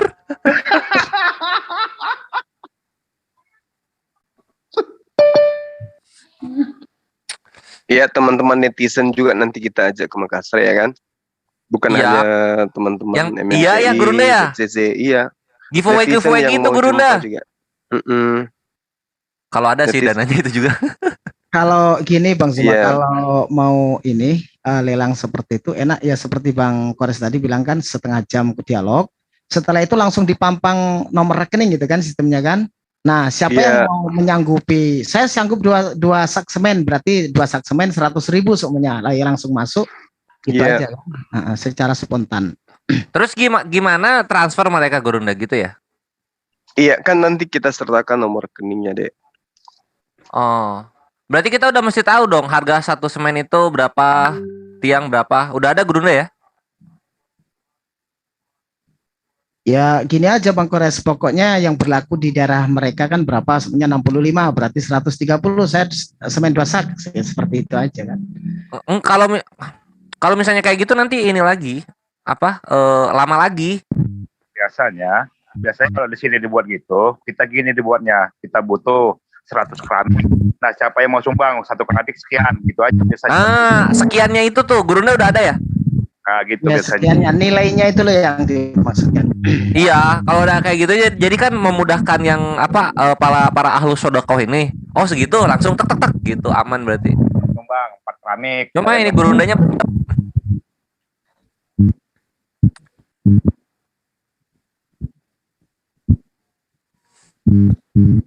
ada telepon mungkin. Bang Anto feedback Bang Anto? Mungkin sambil ngecas. Oh ya, lagi sinyalnya hilang. Oke, lanjut. Aku noise enggak? Noise. Enggak. Masa? Noise dengan yang bawah kata Bang Dewa itu. Oh enggak ya, enggak noise ya. Dewa kalau donasi bisa nggak Bang Kores buat kawin lagi? Nanti besok habis maghrib. Bisa nggak? Boleh, bisa. Tapi dengan syarat. Saya malah masih live. Adminku lupa kayaknya, ketiduran kali dia ya. Astagfirullahaladzim. Iya masih live. Aku di kantor. Bang Juma, Dewa mau donasi dong. Mau kawin lagi besok habis maghrib. Bisa nggak? Donasi. Iya. Nanti kawinnya di Malaysia aja antum. Ya Allah, ya Rabbi bener. Setuju. Oh iya, Gurunda masih live loh. Assalamualaikum. Majelis live komennya Gurunda Zuma. Waalaikumsalam warahmatullahi wabarakatuh. Kita masih live, Afwan.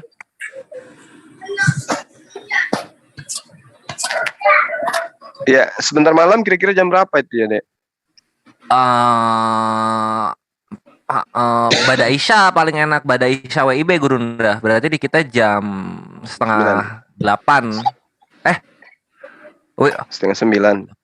Jam 8 di kita jam 8. Jam 8 teng buka kita. Jangan jam 8 dong Bang Kores. Jangan jam 8.